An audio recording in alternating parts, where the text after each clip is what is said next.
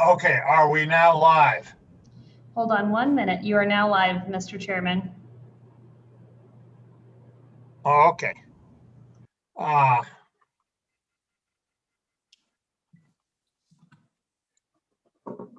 Apologize for the delay. We had computer difficulties here and it took the LSO a while to figure out what was wrong and get me through the process of getting started. Let's start out. Can we just take the roll formality, get that done? Good morning, Education Committee. Chairman Scott, I'm happy to be back this year. Okay, well, we're glad to have you. Thank you. And I will call roll now for the Education Committee. Senator Beitman, Here. Senator Ellis, Present. Senator Rothfuss, Here. Senator Salazar. I saw him Here. earlier. Thank you. And Chairman Here. Scott. Here, finally. Thank you. Again, committee and public apologize for the delay. These computers sometimes have minds of their own. We've got three bills posted for today. We're going to start by having a look at the recalibration bill. There's actually two of them. Those are not officially assigned, so we can't take any action on them. The purpose in today is going to be to get an introduction to the basic work of the recalibration, and we'll get the LSO to take us through the first and major part of the bill and explain that a bit. And it's a chance we're going to have to defend that thing on the floor. And it's a chance for the committee to get familiar with some of the technical details of how this works. Let me say that I think very much we need in this session to get a recalibration done. If we don't, my understanding is that in 3 years, and maybe when Matt Wilmarth comes on, he can explain to us how soon it is, we get the LISRA account that we're depending on, our reserve account we depend on to fund the schools, down to the point where the school funding is then restricted to just what's dedicated to education. And that would result, I think, in about a 30% cut to our school district funding. And I don't want to ever get near that. That's a place of catastrophe. So I think one way or another, we've got to get a recalibration bill done this year. And we're going to have to defend things on the floor. So I want to get us familiar with the recalibration. That's the primary purpose. Then we're going to go to Senator Ellis's bill on the absenteeism issue. And then we'll go to Senate File 83, I think, the Gillette Community College bill. And I'm told to expect a lot of testimony on that. So we're going to try to reserve enough time so we can get those two bills all the way out and sent to the floor. And then committee looking to the future on Monday morning, March 1st, theoretically starting at 8 o'clock, although I wouldn't, first time we try this, I wouldn't set your watch by it. We will deal with two of the bills we heard before but didn't take action on.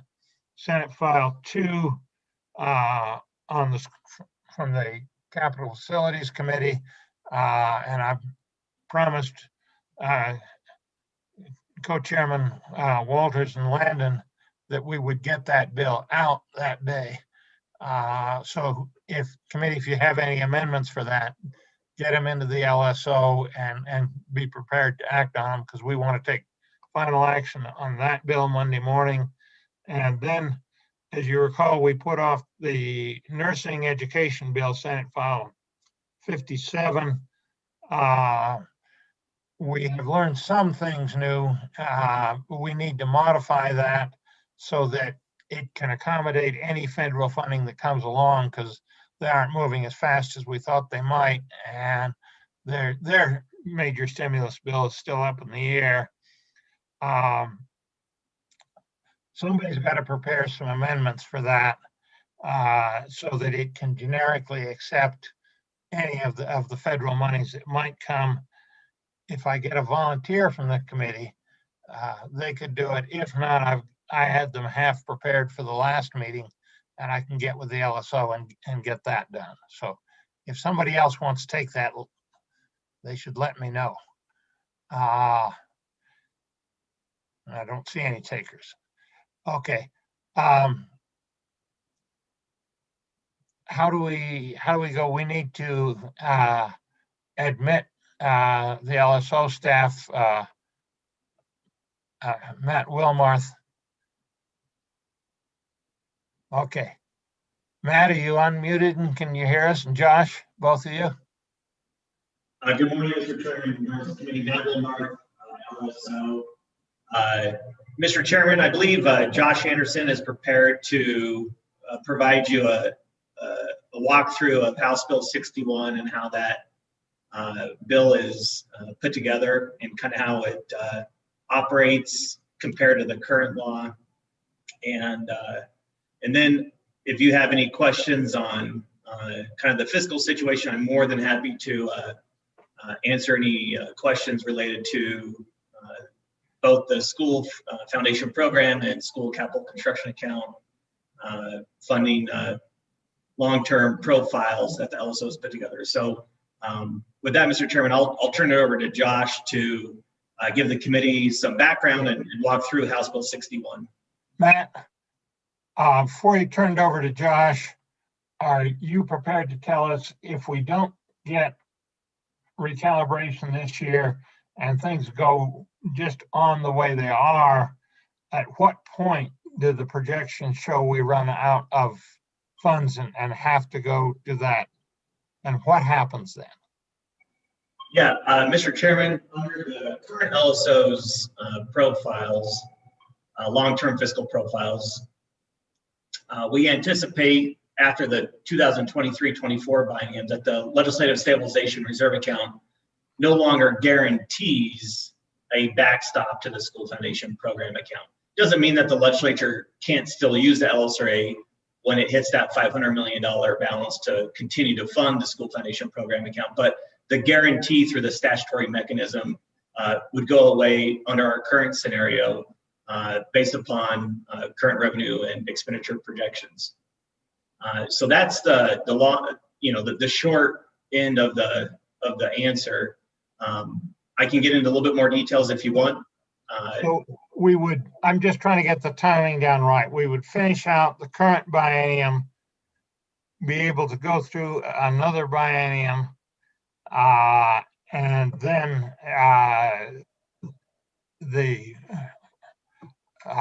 thing would dry up and we would go under existing statute. We would go just to that restricted funding. Is that right? Mr. Chairman, correct. The under the current projections after the 2024 fiscal year, the 23-24 biennium, the LSRA is no longer guaranteed to ensure that the school foundation program account has a $100 million balance at the end of each fiscal year. As I said, the LSRA will still have some money in it. It won't just, it will be under our spend it on something else. Yeah. In big picture for the committee members, for fiscal year 22 and beyond, it's about a $300 million shortfall for both the school foundation program and school capital construction account combined. So that's kind of what you're looking at for each fiscal year for fiscal year 22 and beyond under current revenue and expenditure projections. It's a $300 million shortfall. So, committee, I will say my point of view on this, an introduction before we get to Josh, is that we need to do a recalibration this year, figure out a ways to save some money so we can, I think it'll be easier to deal with that day of reckoning now. We'll have to take a good deal less drastic measures than we would eventually.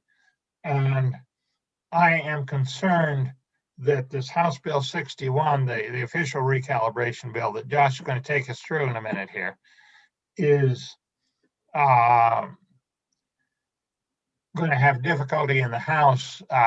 They've put both a tax increase and a across the board cut in it.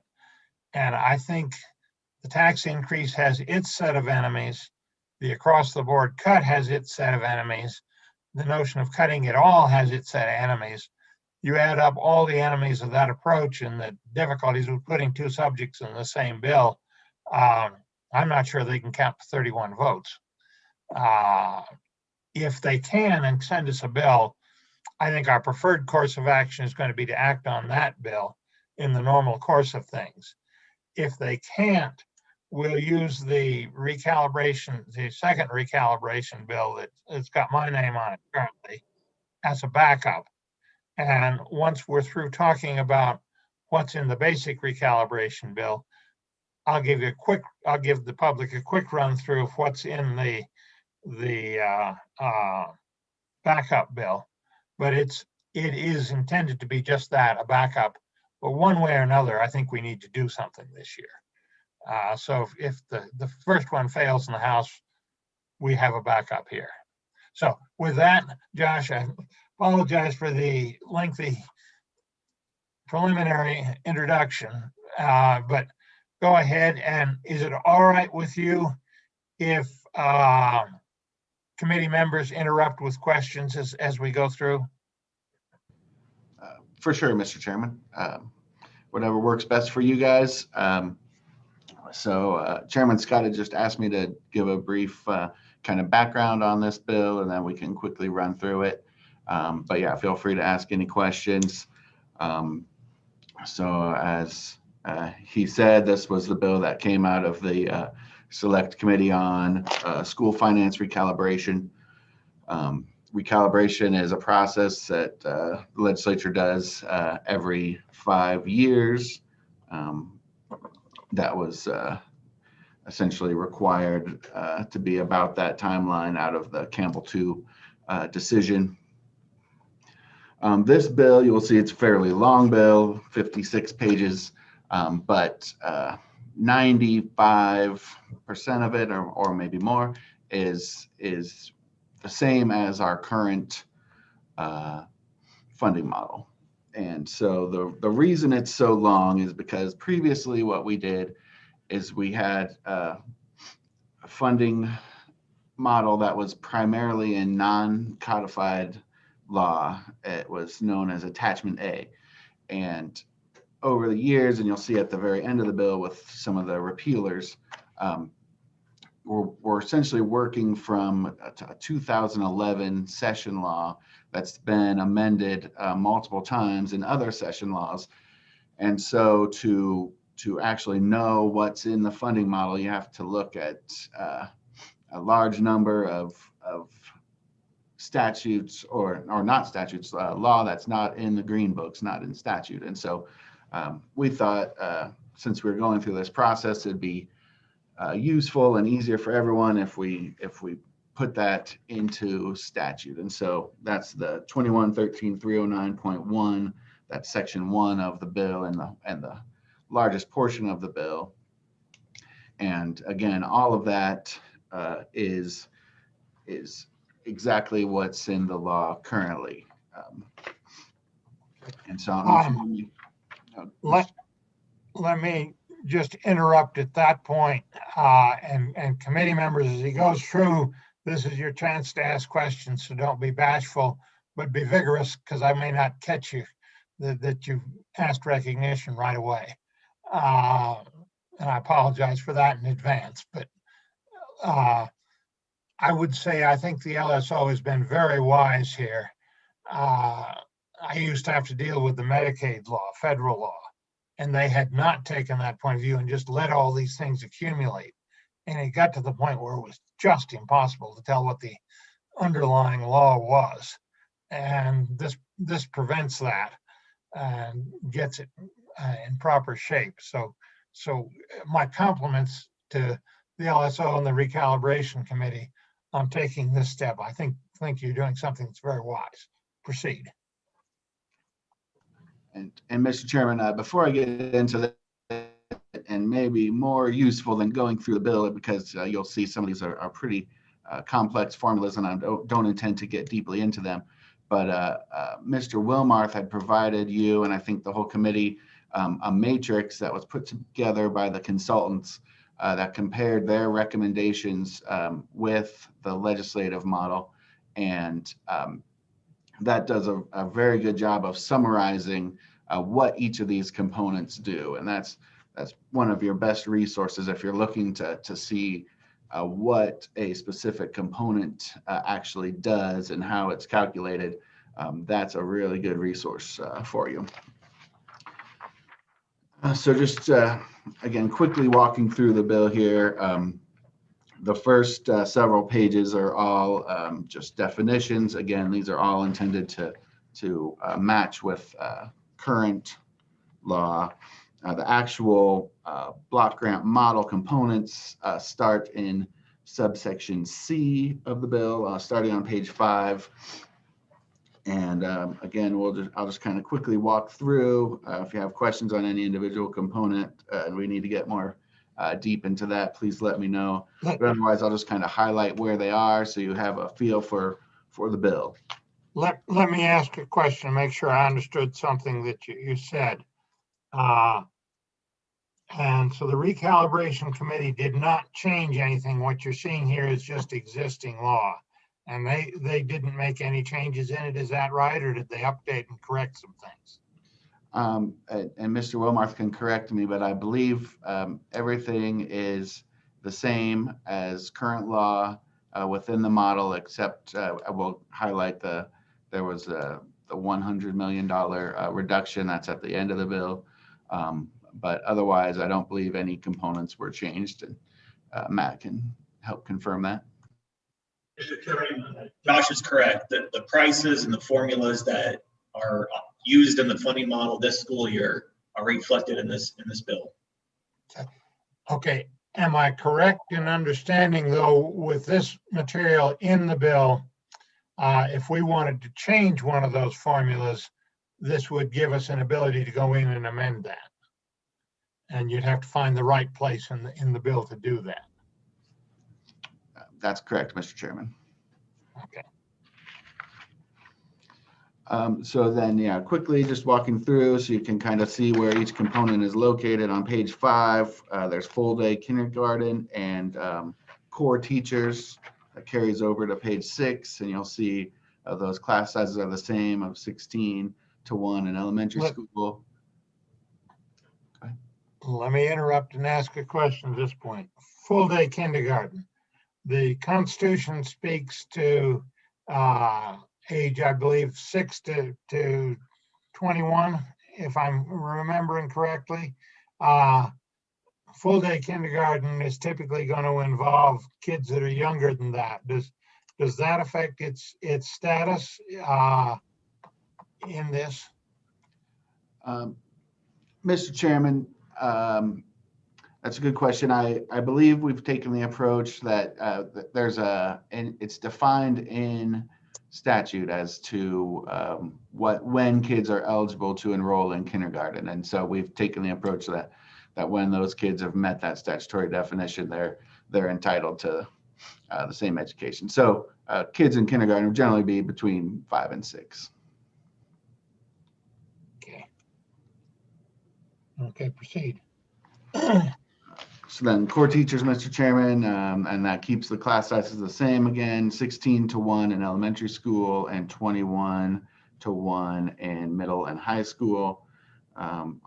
Continuing on page 6 is where specialist teachers are calculated. Over to page 7, you'll see additional vocational education teachers. There's small school and alternative school staff. There's also a calculation for minimum teachers at the bottom of page 7 and over to 8 and 9. Okay. Let me ask you to hold right there. Minimum teachers, is this where the small schools get their protection? Or is that something else? Mr. Chairman, correct. And if you look in paragraph 5 on page 7, lines 13 through 19, small schools are defined as any school with 49 or fewer ADM, or average daily membership, and they're resourced slightly differently than schools with more than 49 ADM. They're provided one teacher position for every 7 students, and that is for all of their personnel in that school. And then for minimum teachers, it's a combination of protecting smaller schools with greater than 49, but also small schools or small school grade bands with 49 or fewer ADM in each within a grade band.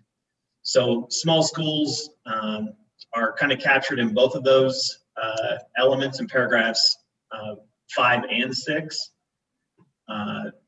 So the minimum teachers ensures that an elementary school grade band greater than 49 gets a minimum of 6 teachers, or an elementary school in general gets a minimum of 6 teachers, and then middle schools get a minimum of 8 teachers, and high school gets a minimum of 10 teachers. Okay, so if we were to change, and it's one of the possibilities, is to change the class size numbers.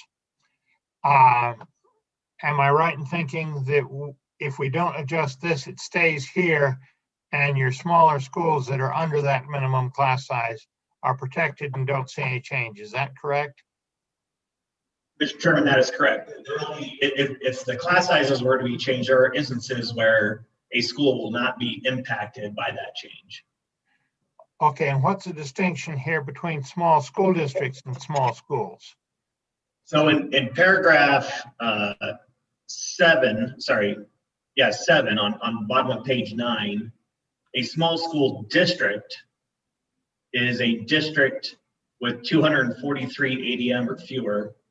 And what that ensures is that a school district with that few students ensures that a teacher position is provided for every grade that has a student enrolled in each school. So for example, if you have a district with 100 students and they have a K-5 elementary school, they will get a minimum of 5 teachers plus 20% of specialist teachers. That's the minimum number of teachers that that elementary school would receive. So the small school district adjustment in paragraph 7 is somewhat different than the small school adjustment. It's targeted towards a district with 243 fewer ADM and ensures that a teacher position is provided for each school with a grade or with a student enrolled in it. So if you have one student enrolled in one grade, it gets a teacher plus 20% if it's an elementary school, or 33% if it's a middle or high school. Okay, so you're both protecting the small schools and the small school districts, is that right? Mr. Chairman, that is correct. Okay, and if we change the minimum class sizes, these just stay here unless we do something to it. Mr. Chairman, that is correct. Okay, how many districts, which districts, do you happen to know which districts are under this 243 right now? Mr. Chairman, I believe it's Fremont number 2, which is Du Bois, Park 16, Meeteetse, and Washakie number 2, and Tinsleep. I think those are the 3, and I may be missing one other. What about the Sheridan districts? Yeah, Mr. Chairman, I believe Sheridan number 3 and Claremont Arvada, they also qualify. So those ones are protected by the small school district, but even a very large district could have a small school in it. Is that correct? And they would be protected by the other one. Correct. Okay, so committee members, those of you that represent some of these smaller districts, I would say to you that this is one of your key protections that you need to pay attention to. I'm thinking, Senator Salazar, that you've got at least one of yours in this. Pavilion's larger than that, is it not? Mr. Chairman, Pavilion is around 398 students. So it might be protected by the small school provisions, but not the small school district provisions. Okay. Okay. Josh, I don't see any other questions. Proceed. Mr. Chairman? Mr. Chairman? Yeah. Yeah, I just want to make, yeah, you're absolutely right. I am going to be looking at that very closely, particularly Pavilion. So thank you. Appreciate that. Yeah, and that's part of the point of this, is to so the committee understands where the protections for some of these things that may be of concern to you are, and so that we understand if we do other things later on, whether we're affecting some of these districts or not. So thank you, and thank you, Senator Salazar. Josh, do we come back to you or to Matt at this point? Yeah, I'll continue to go through, Mr. Chairman, and yeah, if you have any questions, please stop. The next one after small school district adjustment on page 9 is then on page 10, we get into instructional coaches resources. Over to page 11 is tutors. Page 12, extended day and summer school teachers. Okay. Let me ask a question here. On the tutors, how are they actually used in the schools? What do they do?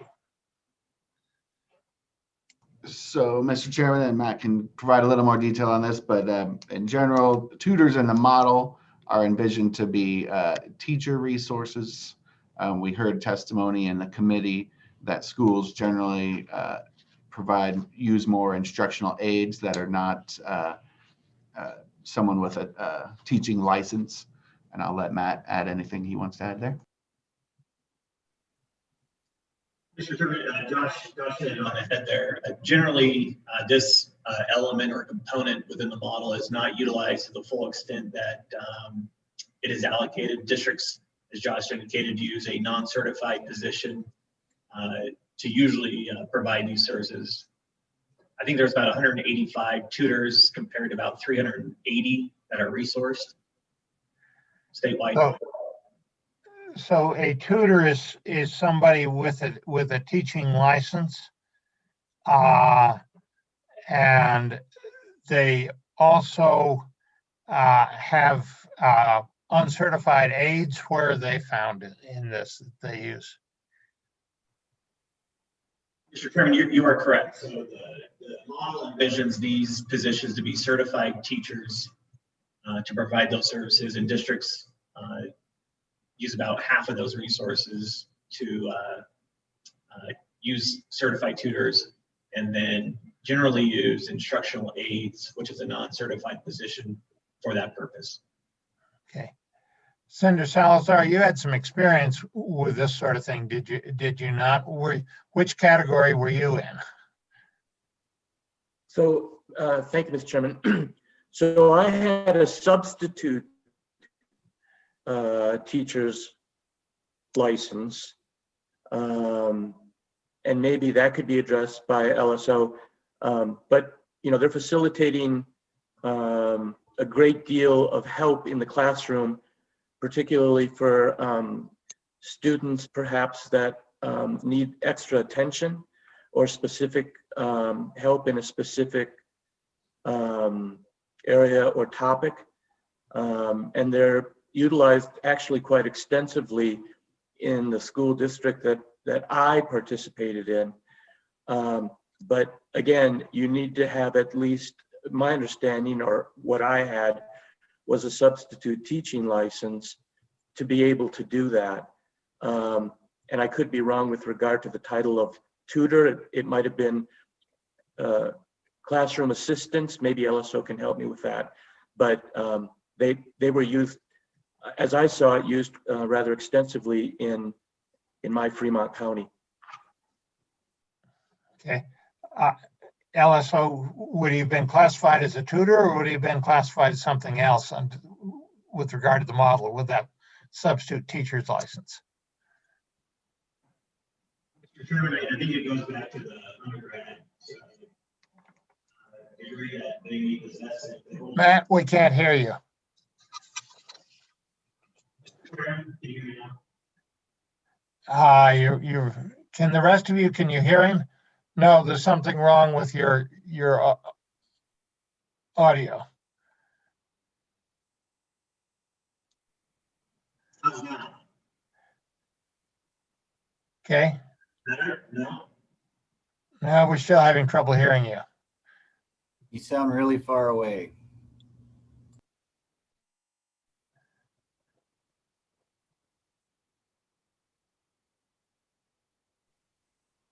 Is this better? Yeah, that's better. Thank you, Mr. Chairman.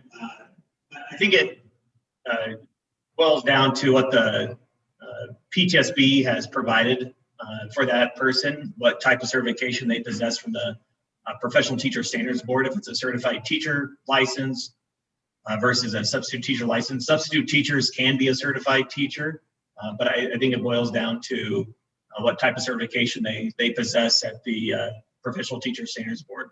Generally, what we've understood from the analysis from the Department of Education and the work of the consultants is districts employ far more non-certified aides, instructional aides in their classrooms and providing tutoring services than a certified teacher who is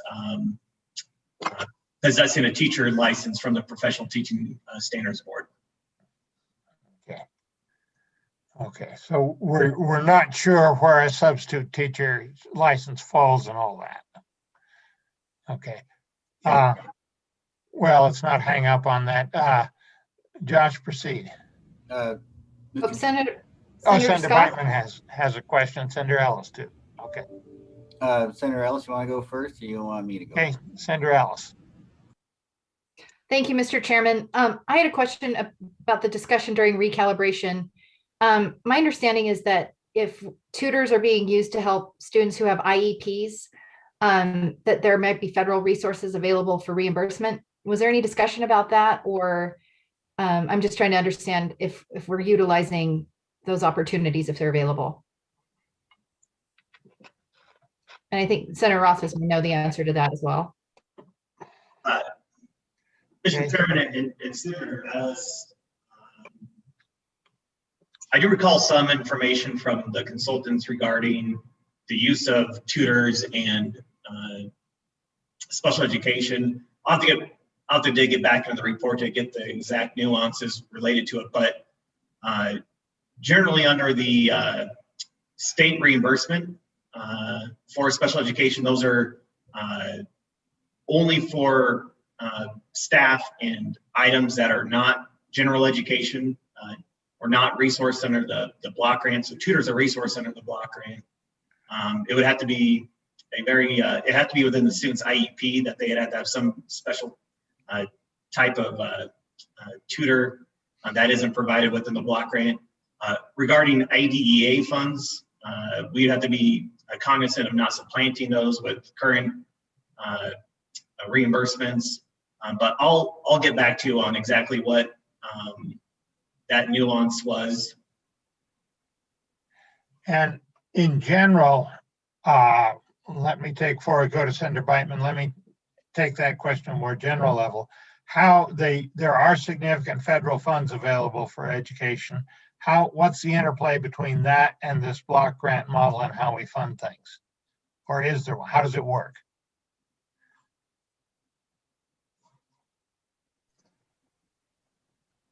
Mr. Chairman, I think it depends on the grant. As I indicated, that IDEA funds, we have to be cognizant of supplanting versus supplementing those dollars. But generally, like the Title I grants, which are for students under free or reduced eligible criteria, those are allocated on top of the block grant. There's really not much of an interplay with the block grant. Those are on top of it. Then there's other substantial non-block grant federal funding for food service programs. The block grant doesn't allocate, or the state doesn't allocate any resources for food service programs. The state envisions those as being self-sufficient through the federal supplement program, and then also through the daily sales. And so broad picture, we don't envision an interplay between those two programs or funding streams. And Title I would be the big federal money, would it not? And so that's just on top of what we see here. And we don't see that. Is that right? Correct. Okay. Now, Senator Beitman, you had a question. I did, Mr. Chairman. I thought I had heard a few minutes back about how these tutor positions are funded. Did I hear correctly that they are funded as a teacher at the teacher rate, or where can I find that in this section? To me, it looks like it's based on ADM, but I don't see where it breaks out. If you could point me in the right direction, where it specifies at what rate these tutors are paid to the school districts, that would be great.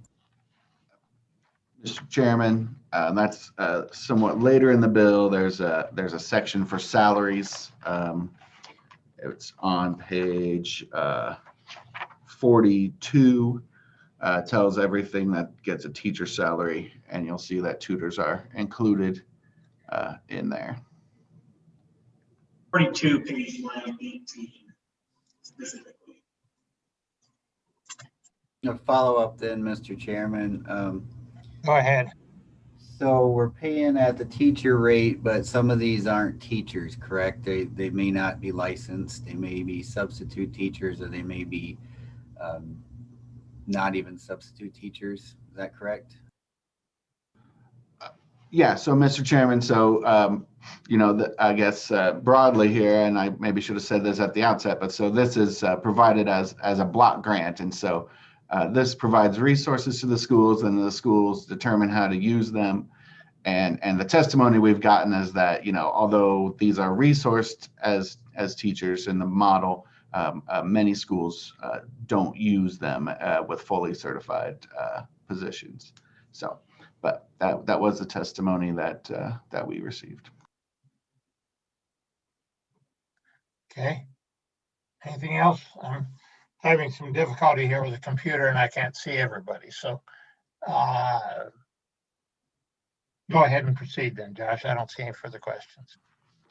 Okay, Mr. Chairman, so bottom of page 12, have resources for extended day and summer school teachers. And then over to page 13, resources for substitute teachers.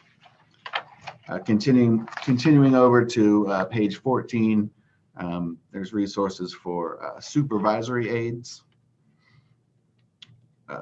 Bottom of page 15 is pupil support positions. What's the difference between a supervisory aide and are there other kinds of aides? And the difference between that and a support position? Can you clarify that? So, Mr. Chairman, the consultant envision a supervisory aide as someone who is doing playground duty, is doing lunchroom duty, is doing hallway duty. They're more on a kind of a supervisory position.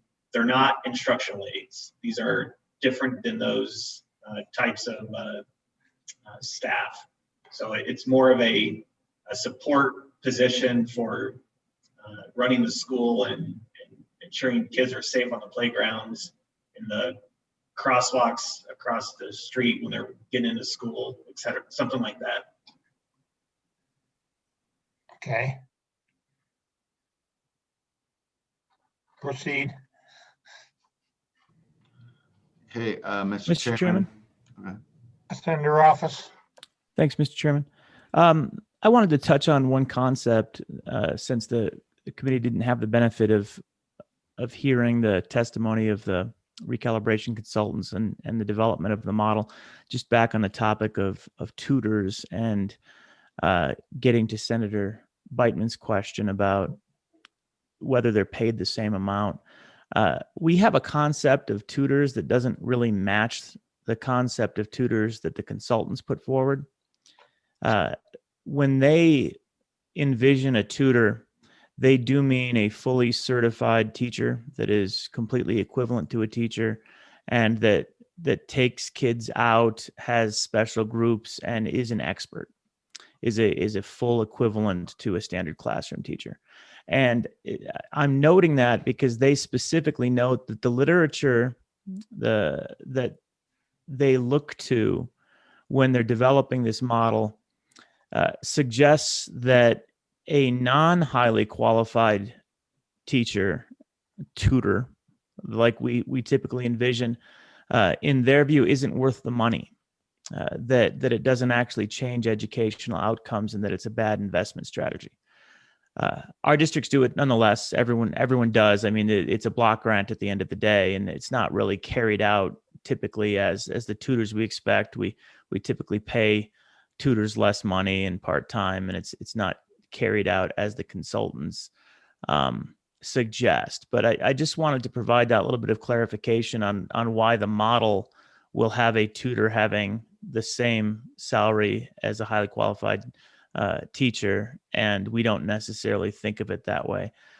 We also use paraprofessionals a lot in classrooms, and the consultants would suggest that they're not a particularly good investment either when you look at the literature, that putting the money into highly qualified teachers and getting as many of those as you can and using them in various capacities in the literature and data is seen as a preferable approach that, again, isn't necessarily always done by districts. But I just wanted to provide that little bit of clarification because I think it helps.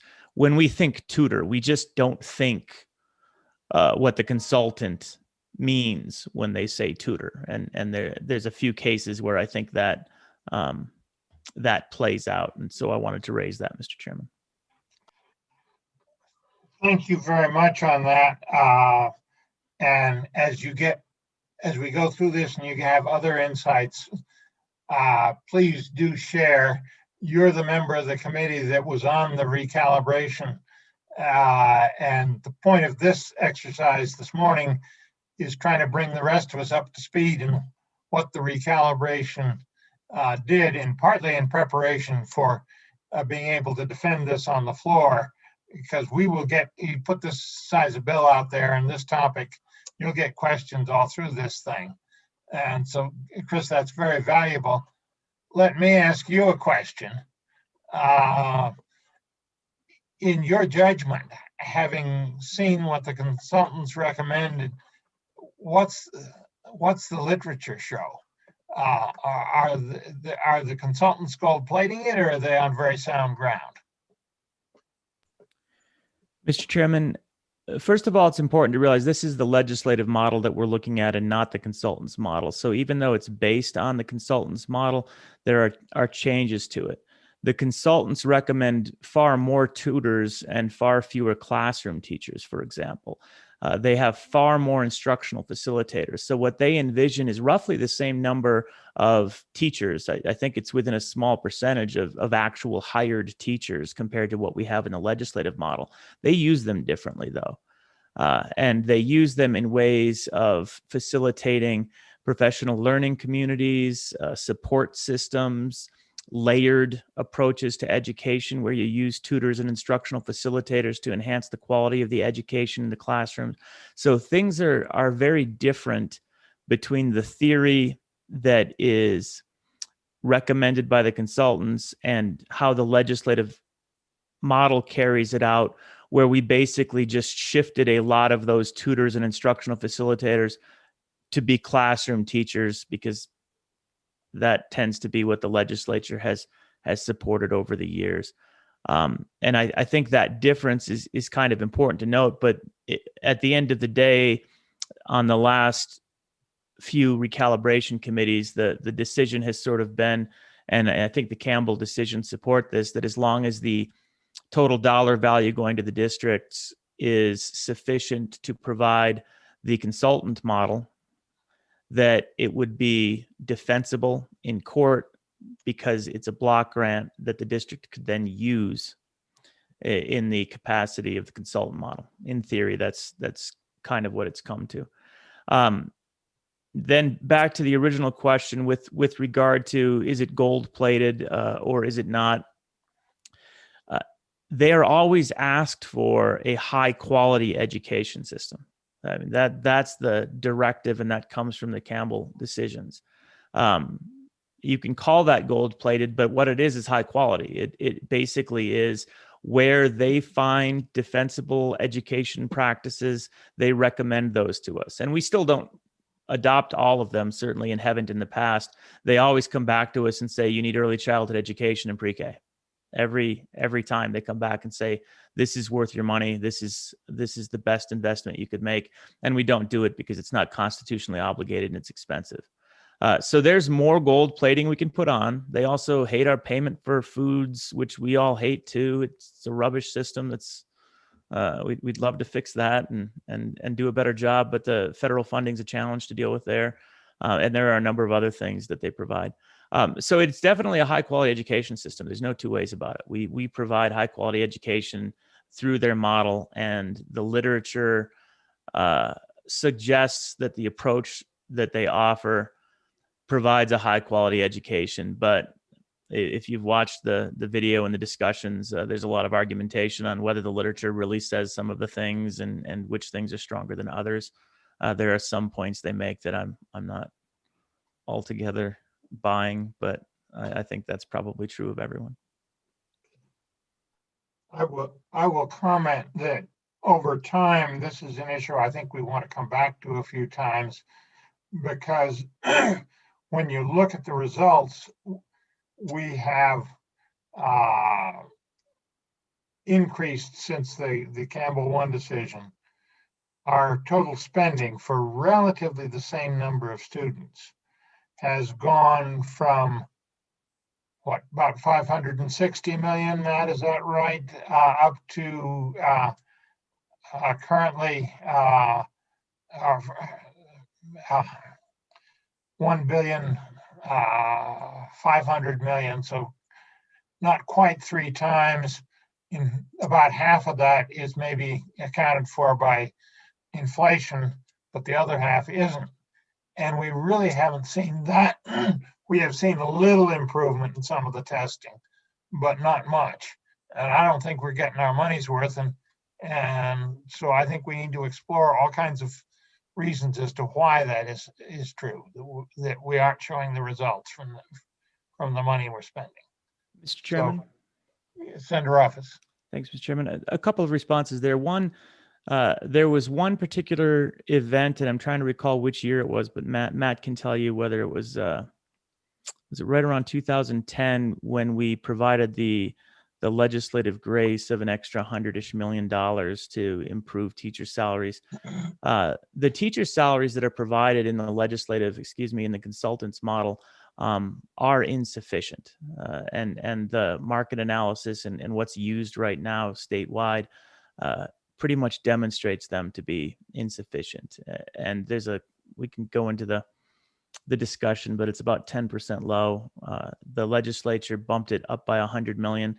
That allowed us to have an easy time of hiring teachers from anywhere in our neighboring states. And really, for the 5 years where we were into legislative grace, we had no problem hiring teachers. That has largely gone away anecdotally as far as the ease, but it's not to say we're underpaying at this point. We're probably at that transition point where we're at a market point where folks can be hired.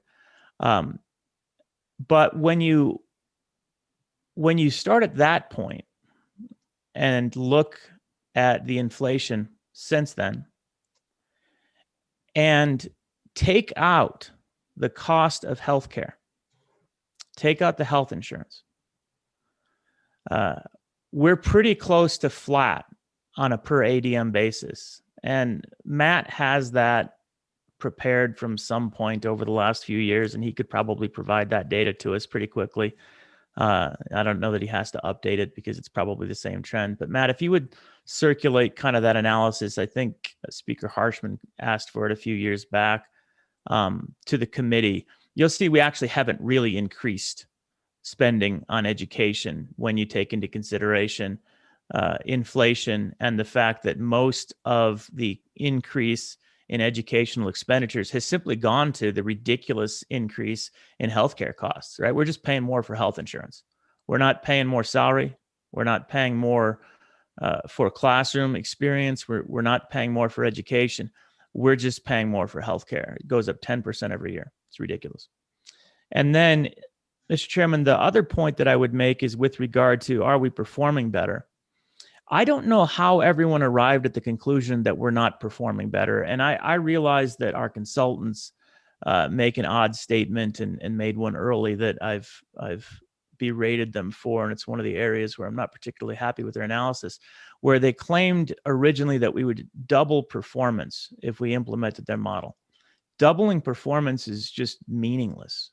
I don't have any idea what doubling performance could mean. And when we look to the NAEP scores, it's impossible to double our performance. That is not a thing that can happen. So what do you then look to as whether you're succeeding?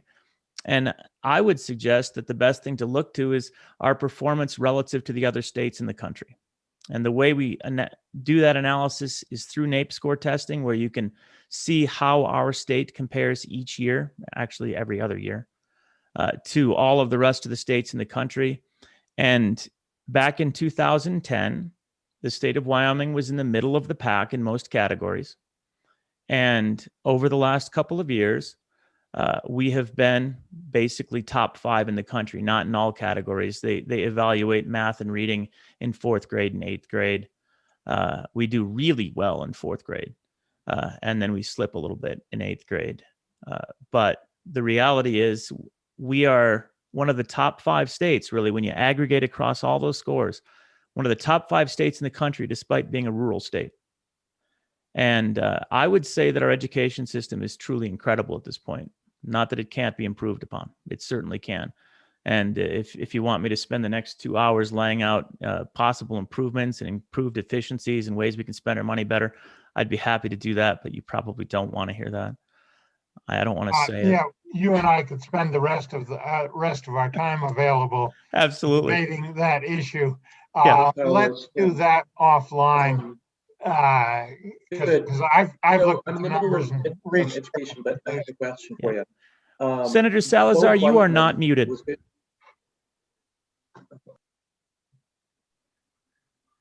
Okay, thank you. Mr. Chairman? Senator Ellis. Mr. Chairman? Senator Ellis. I just want to be, make sure I understand the morning. We have, it's 9:30.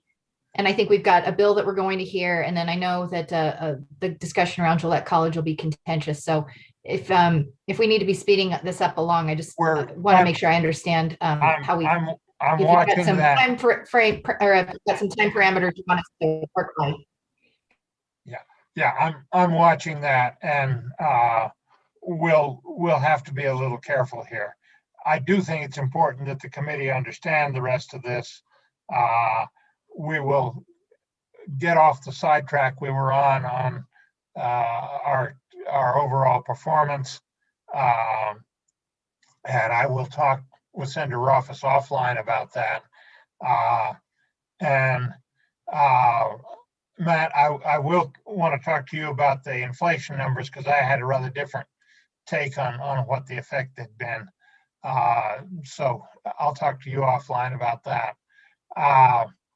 Let's proceed. Josh, we keep interrupting. And Mr. Chairman, I saw Senator Beitman might have a question. Oh, okay. I can't see him. My computer's blocked out part of the screen. So Senator Beitman, go ahead. Thanks, Mr. Chairman. Just going back to the discussion regarding the tutors and then kind of also bridge that to the difference between the legislative model and what the consultants are recommending. Being the new guy on the committee, I'm starting to see a little bit of a trend with hearing well, what the consultants recommended is inadequate if it's not more than what the legislative model is, and vice versa. So when we talk about class sizes being sacrosanct and we can't adjust those up because that'll cost the district's money, they'll say that's because we got to go with what the consultants say. But then when the consultants recommend a lower salary than what we're actually paying, then the consultants don't know what they're talking about. We know what we're talking about. So is that generally the trend? If it's more money, then that's the way we go? Or is there a case in this model versus model where we've actually gone with the cheaper route? Because to me, it seems like when we're talking tutors, we're paying at the teacher rate, but like we've all heard, that's not necessarily the common practice. So just trying to get straight on how the history of this has all evolved and what's got us to where we're at, and how we can look for efficiencies and how we can start to make these reductions in a way that's not going to hurt our schools. Thanks. I'll ask if anybody wants to respond to that. I'll respond to it briefly. Mr. Chairman. That's what we get paid the big bucks to do, is to sort that out and answer to our constituents as to how we sorted it out. So, Mr. Chairman. under office. Yeah, briefly as an answer to that, to Senator Beitman's, again, it's a block grant, and when you aggregate across the entirety of the model, the 2015 model, the consultant's proposal was around 35 million, and we can check with Matt, 35 million higher than the legislative model. So it was richer by 35 in total. The Augenblick 2017, my recollection is around $72 to $75 million aggregate higher than the legislative model, and we adopted the legislative model. We had several versions of this last 2021, and so you can kind of pick salaries. The one that we called the consultant's model, I don't really think properly addressed salaries, but if we go with it and say that it was correct, I'd have to ask Matt where we ended up. 70-ish million, 75 million, even at the reduced funding, which would be insufficient for salaries. And my take on it, honestly, was more like $120 million richer for the consultant model. But I lost that discussion. But we'll ask Matt where that ended up at the 75th percentile funding with the consultant model. How much richer was that than the legislative model? Mr. Chairman, Senator office, approximately $20 million higher than the legislative model. Thank you. And that was per year? Mr. Chairman, that's this school year compared to theirs. Thank you. Okay. Let's get proceeded, or we won't get through. Josh, we keep interrupting you. No, you're fine, Mr. Chairman. And just before I get started and to go along with that, as I mentioned at the outset, you were provided that matrix, and that includes the 2015 legislative or consultant recommendations, the 2020 consultant recommendations, and the legislative one. So you can go component by component and see where the legislative model is higher and lower, and there are differences on certain components. And this bill we're looking at is the legislative model, right? That's correct, Mr. Chairman. Okay, proceed. So continuing on real quickly, on page 17, there's the funding for counselors and librarians. Over to page 18, school computer technicians, and to page 19 for principals. Page 20 is assistant principals, and page 21 is secretaries. Page 22 is clerical positions. And that continues over to page 24, where we get to books and instructional materials, technology and equipment, gifted and talented student resources, and career and technical education equipment and materials. Up to page 25, this is the resources for student activities. And you'll see that's a very complicated formula that continues on for several pages. Over to page 28. On that page, there's the resources for professional development and then central office staff. Over to page 30, this is resources for maintenance and operations. Let me pause you just briefly. The central office staff recommendations, do we know how closely those correspond to what's actually going on out in the school districts? Mr. Chairman, I believe on central office, the professional staff are allocated approximately 30, let me see here, sorry, I have it.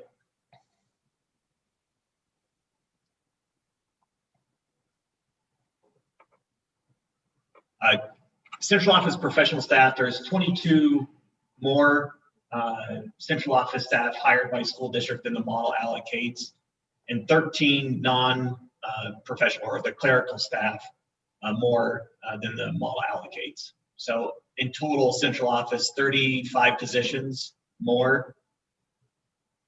That's what, a couple percent? For the professional staff, it's 8% more, and then the clerical staff, 4% more. Okay, that gives us some feel. Okay, thank you. Yep. Anybody else? Okay, again, committee be vigorous because I can't, the way this computer's behaving, I can't see everybody. So go ahead, Josh. Okay, Mr. Chairman, so continuing maintenance and operations, starting on page 30, and under that is school custodians, district custodians, maintenance workers, and groundskeepers. Over to page 36, there's operations and maintenance supplies. Go ahead. Question on the groundskeepers. How many groundskeepers are there total?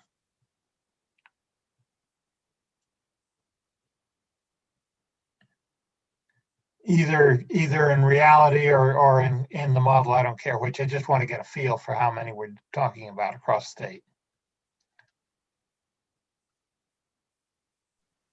Mr. Chairman, just give me a minute. I'll give you the answer.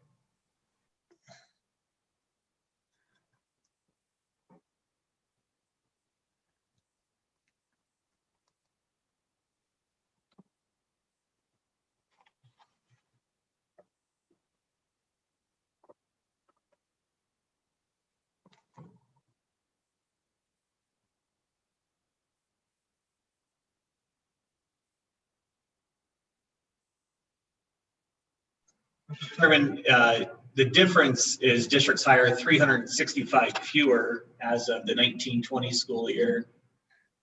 I think there's approximately 600 groundskeepers Whoa. allocated in the model. Okay, that's good enough for now. I just wanted to get, were we talking about 20 or 30 people, or are we talking about hundreds? And you said the 600 in the model. And the school Yeah, Mr. district. Chairman, let me correct that. There's 410 allocated in the model, and there's 365 fewer.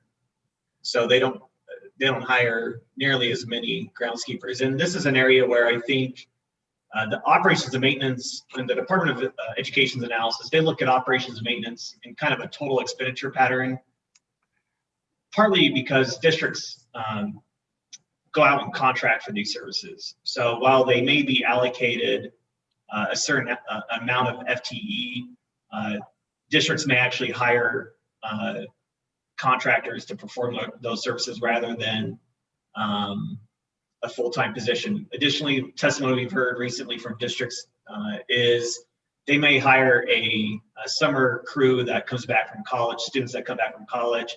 They don't put those in the Department of Education staffing reports. They're only there for 3 months. They don't get captured in that staffing report. So generally their expenditures on operations and maintenance aligns pretty closely with what the model allocates. It's around the 98th or 95th percentile of actual expenditures versus allocations. Okay, thank you. Proceed, Josh. Unless somebody else has a question. Mr. Chairman, Senator Beitman again. So just so Go I ahead. heard that correctly, the model allocates 410 groundskeepers, and there's only 45 actual groundskeepers. Did I hear that correctly? Mr. Chairman and Senator Brightman, you are correct, but with the caveat that a lot of these services in most districts are either contracted or they hire temporary staff that aren't captured in the Department of Education staffing reports from the districts. Thank you very much. Okay. Thank you. Okay, seeing nothing further, Josh? Okay, Mr. Chairman, over to page 36, there's operations and maintenance supplies, and then utilities. Page 37 is school adjustments, and that's just for schools with different configurations, determining whether they're treated as an elementary, middle school, or high school. Over to page 38, Mr. Chairman, that's where the salaries are included, and that continues on for several pages. You'll see, as we discussed on page 42, that's where the teacher salaries are, with everything that's included, all the positions that are included as teachers within the model. And again, that continues on through page 45. Bottom of page 45, this is salary adjustments for benefits, regional cost adjustment, and then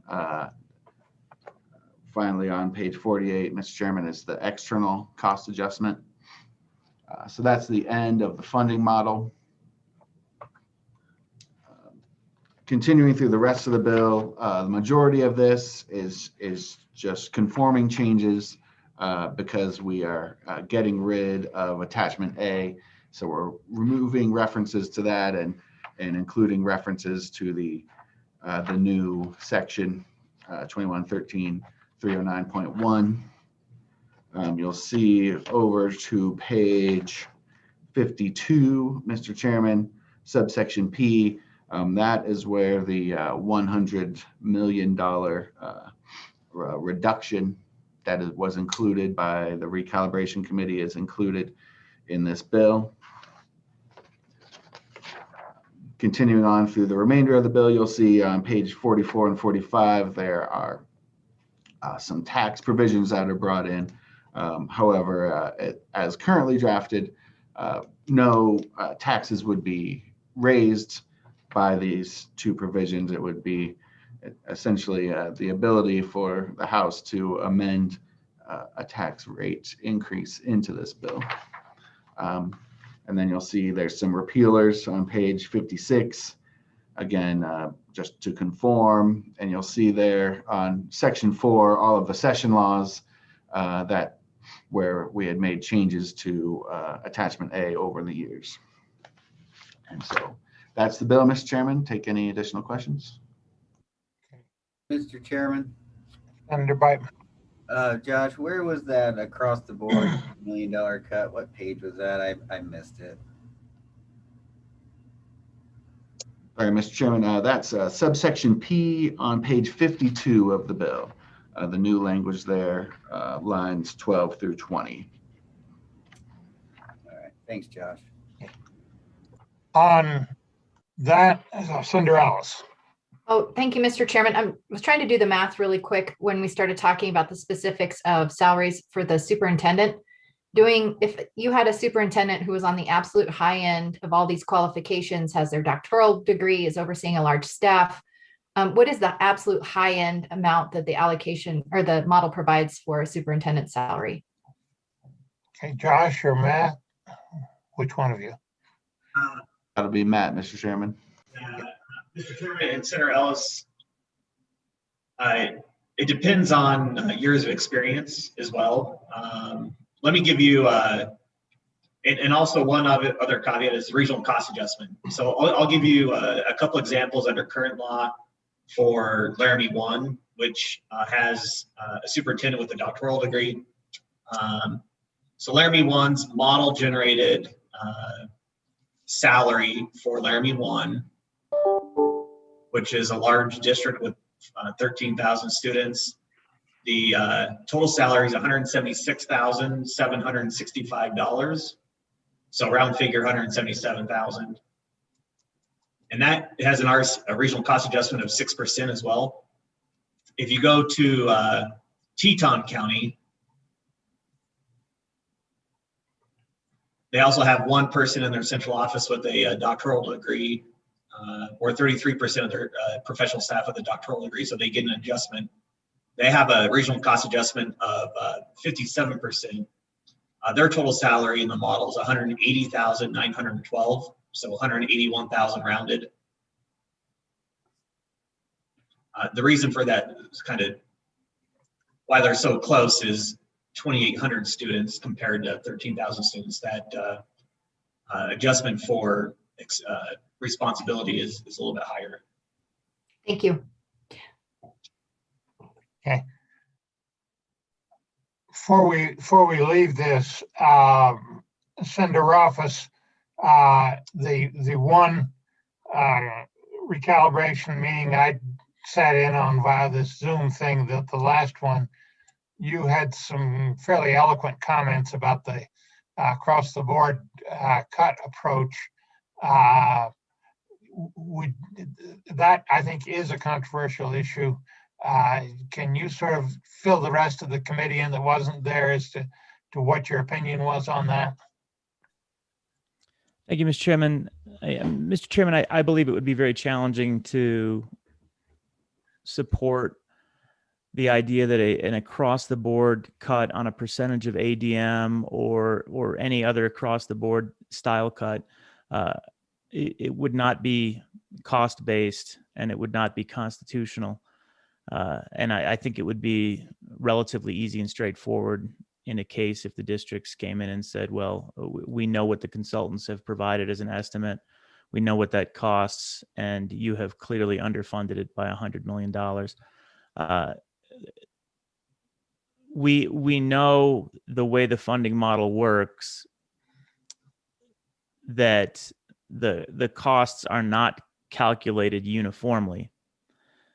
And as a result, we know that an across-the-board cut cannot provide a uniform outcome. Another aspect is when you actually look at the specific implications of it and look at, for example, small districts versus large districts with an across-the-board cut, there are big differences in how those end up playing out and what you have to cut and how many teachers, and looking at minimum teachers generated. So the point that I just wanted to make clear in that recalibration committee meeting is that while there are things that we can do that are constitutional, we can absolutely consolidate districts and consolidate schools constitutionally. I have no doubt that that's going to work out as a constitutional cut, a painful cut. No one's going to want to do that politically, but it's going to be constitutional. On the other hand, across the board, it is not going to be deemed cost-based in the eyes of the court, because just prima facie, it's not cost-based. It's arbitrary. And committee, I would add on to that. I think a key in what Senator Office just said was the difference between how the model treats different districts and how an across-the-board cut does, because the court decision, as I read it, is much more concerned about the equity amongst the districts, and then both the students and the taxpayers. Maybe the taxpayers is my addition, but the across-the-board cut doesn't achieve that equity. It has an arbitrary feature to it. We can adjust the total costs up and down, but we have to do it reflecting the differences in costs among the districts, so we don't have an inequity among the districts. Chris, am I understanding your point correctly? Yeah, Mr. Chairman, I think that was a good summary of it. I think you hit on the key points. Is equity has to prevail at the end first and foremost, and an across-the-board cut would be unlikely to be seen as equitable, in my view. Okay. Committee, any further questions for the LSO staff? My intention is to take 2 or 3 minutes, maybe 4, go through the committee bill, not the committee bill, the Senate alternative bill here very quickly, then take a break and then go to the absenteeism bill. And public, I apologize. We didn't go to public testimony on this. I hope it's been educational for the public listening to us, trying to understand what's in the model and how the legislation works. This was the purpose of this session was strictly educational, and we aren't going to take any action on it. So any further questions for LSO staff? Senator Beitman. Thank you, Mr. Chairman. Just so I'm clear, and Senator Rothfuss brought up a good point about the equitable factor on the across the board cuts. If we were to go into the model and adjust certain areas up or down to basically reflect reality, would that be, in your mind, equitable or constitutional, or will we still have the same problems, Senator Rothfuss? You understand what I'm getting at? Senator Rothfuss. Yeah, Mr. Chairman, it has to remain cost-based and equitable, which means there are things in the model that you could tweak and achieve that. There are some things that would probably fall below what they deem to be a high-quality education, which is another component, but others might not. So I think there probably are pieces where if you were changing component aspects of the model, there are aspects that could be changed constitutionally. We might not like the outcome, but there are constitutional changes. Just as I said, minimum school size, things along those lines. What a small district is. There are things that we can change because we set them more as policy than as equity considerations. So yes, there definitely are bells and whistles that can be changed within the model in a constitutional manner. Okay. I would say that that's going to have to be dealt with on a case-by-case basis. Frankly, I think that when it comes to talking about what's high quality and what isn't, the key thing is we're answerable to our constituents about that. And we're going to have to exercise some judgment there in what our constituents expect, because the question is really taxes and other spending against how much quality we're buying in education. That's a judgment for the legislature in our system of government, rather than the courts. But the courts are going to be rightly on us if we do things that are more equitable to one district than another. If you catch the meaning, we have to pay careful attention to the differences amongst the districts being cost-based. So, but that's a lengthy debate we'll probably have all session. So let's not get into it further today. Anything further, committee? Okay, let me talk just briefly about how the backup bill is different from the official recalibration bill, House Bill 61. First, it does not have the revenue raising provision. Senate file cannot constitutionally have that. So it doesn't have that. And that may be a strength because I am very scared that by putting two subjects in the bill, the House is going to have trouble getting a majority. Maybe I'm seeing things go bump in the night, but I don't think so. I think they're running a significant risk. So it doesn't have the revenue raising provision. It does still have the across the board cut, but it has it at a 1 million instead of 100 million level. I wanted to have that available in case we had to have it to get a final something we could agree on. But frankly, I agree with Senator Rothfuss on the risks and I've heard a number of other senators and laymen also on the risks of an across-the-board cut when it comes to the courts. So I cut it down to just enough so it's there if we had to use it. It covers it's a bit broader than the bill because the recalibration committee failed a separate bill dealing with transportation and special ed. And the issues, it appeared to me in that last recalibration meeting that the issues where that failed was over the base year in which to judge transportation from and the difficulties that COVID had presented. The draft bill solves that by going to the year before COVID for a base year so that we don't have that unusual influence in there. It also has special ed in there. The problem they had there was how do you handle an appeal? And the state superintendent said quite bluntly that given the federal law, she would grant all appeals. Well, that's not an appeal mechanism. You got to do something else. So it comes with saying the appeals really are medical issues and you go to the state health officer. So a bit of a different solution there. So those two are in there. That's a part of the mix I think we have to look at as we do recalibration, those two issues. It has a number of provisions. It changes the class size by one, and that's clearly a plug feature so that that's in the bill and something we can look at. I think that's something we've got to look at.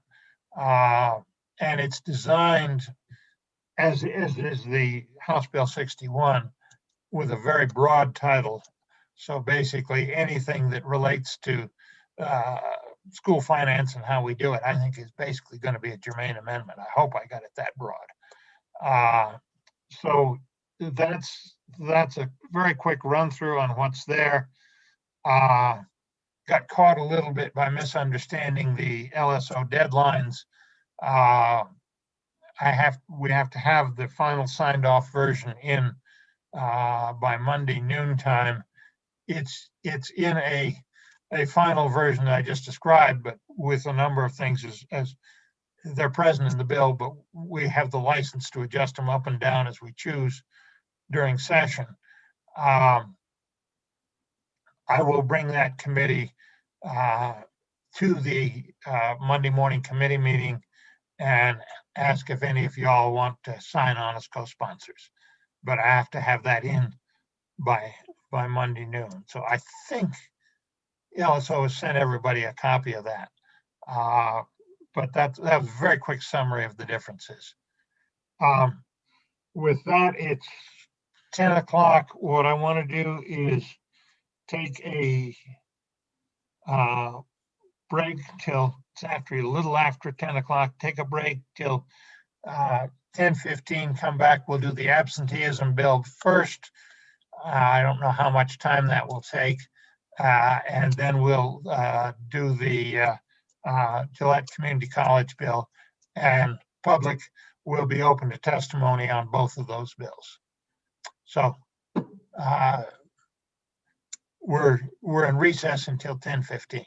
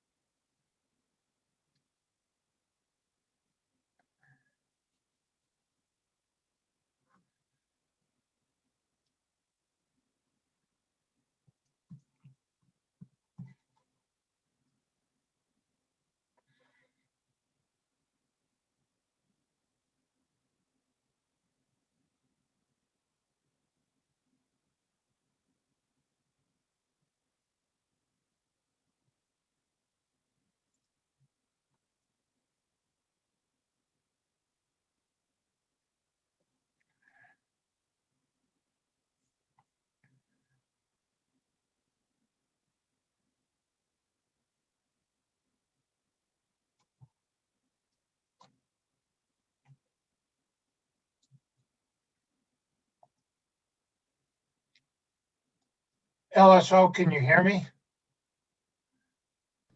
Yes, Chairman Scott, are you ready to stop sharing the meeting slide?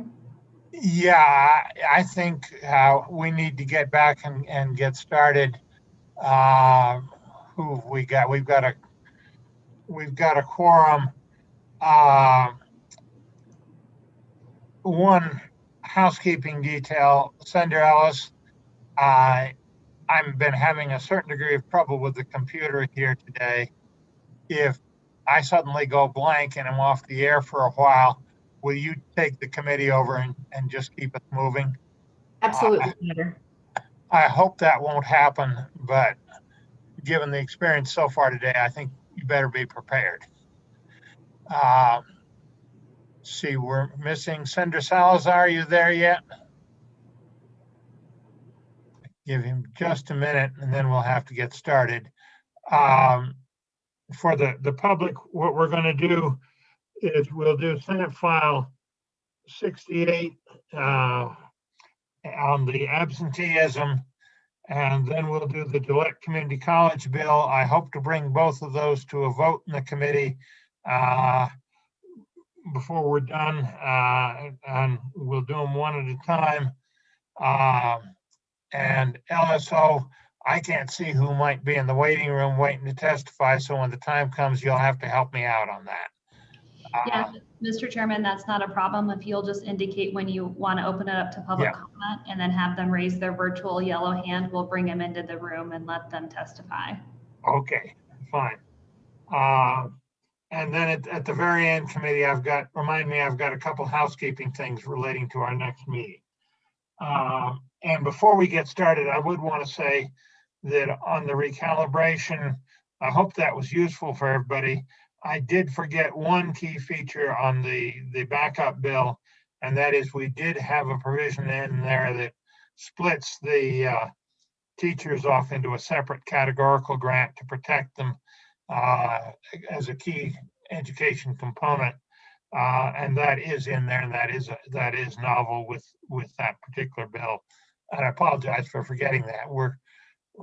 This thing is so complicated. We're all trying to still get up to speed on it. So with that, Senator Ellis, Senate File 68, absenteeism in public schools. That's your bill. You're on. Thank you, Mr. Chairman. Committee members, I would just want to refresh your memory on why this bill is coming before you today. As the chair of the Senate chair of the Select Committee on Tribal Relations, we looked extensively at some education issues a number of years ago, and it came to our attention that the attendance rate and the absenteeism rates on the Wind River Reservation was particularly high. And so we had a lot of discussions about, how can we provide some kind of incentives or help address some of the challenges that exist on the reservation to get, improve those attendance rates. And unfortunately, it became to us abundantly clear that the current laws that we have on the books are really muddled right now. There are a lot of statutes that deal with compulsory attendance, the Child in Need of Supervision Act, the compulsory attendance issue or statutes, as well as whether or not a child's in neglect and education neglect. And through that effort, we tried to tackle a pretty comprehensive absenteeism and truancy bill last session. And you'll recall, senators, we looked at that issue. It was a confusing bill, but ultimately we got it through the Senate with a pretty strong margin. Unfortunately, the bill died on the House side, and so we've kind of stalled on our work to address this really important issue in my mind. So what this bill seeks to do, rather than bring an entirely large and comprehensive bill this session, is I think it might be easier for the bodies to both digest if we tackle them in much smaller chunks. And so this issue really goes to an important issue that exists, and one that I think has broad application across Wyoming, not just in the reservation, but it deals with the definition of what an unexcused absence is. So currently in our law, under 21-3-111, that provision of our education statutes deals with the powers of the boards of trustees and outlines what a board may do. And in that definition, it says that the board may define an unexcused absence and habitual truancy for all students who are attending public schools and establish rules and regulations regarding their attendance. And then it goes on to say that for purposes of this paragraph, students participating in the annual state fair as an exhibitor shall be considered as participating in a district co-curricular activity program, and as such shall be defined as an excused absence. And so I think when I read that, you wouldn't think it's a pretty benign definition, but it has some pretty broad implications. First of all, if you look at what the penalty is if you are referred to prosecution for not getting your kid to school, you could be subject to a misdemeanor, a fine, and actually time in jail. And so when we have any statute or rule that isn't properly promulgated, that doesn't have the full force and effect of law, yet subject an individual to possible misdemeanor charge, it raises huge, huge due process concerns. So what this bill would do would repeal this in the may or permissive section of our statutes and actually require our districts to promulgate these policies and rules so they have the full force and effect of law.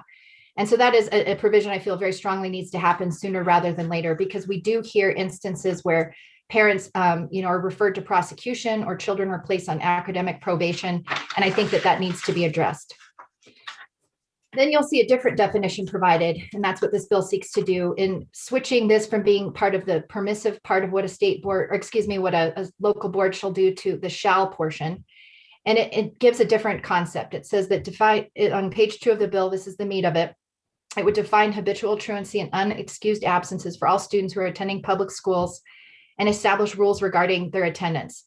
For the purposes of this paragraph, a pre-approved absence or an absence due to illness, injury, or other healthcare needs of the student, or the death or serious illness of a student family shall not constitute an unexcused absence. And so I will email you a copy of various district policies across the state, but they vary. The level of formality that's been used to develop those policies also varies. And I think that at this point in time, we need to provide some parents some assurance that if we are going to subject them to misdemeanor charges, that we're doing so in a fairly consistent manner. And so I think this definition achieves that. And, I think it's important also that we are respectful of local control. And so I want to share just an example of why I continue to be really concerned about this law.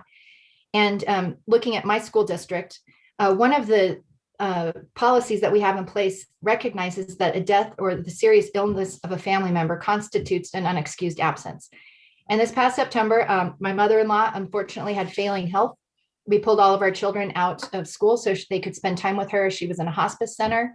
She ultimately passed, and we had to make funeral arrangements. And so my kids ended up missing 5 days of school.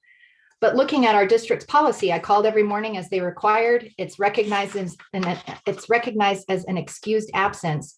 But then we got a letter and it said, we want to warn you, your child's been absent 5 days. And so I started digging into the policy deeper. And it says in this policy, which to me is very confusing, that if a student has 5 or more unexcused absence in any one school year, the district attorney shall be notified of the student's habitual truancy as required by statute.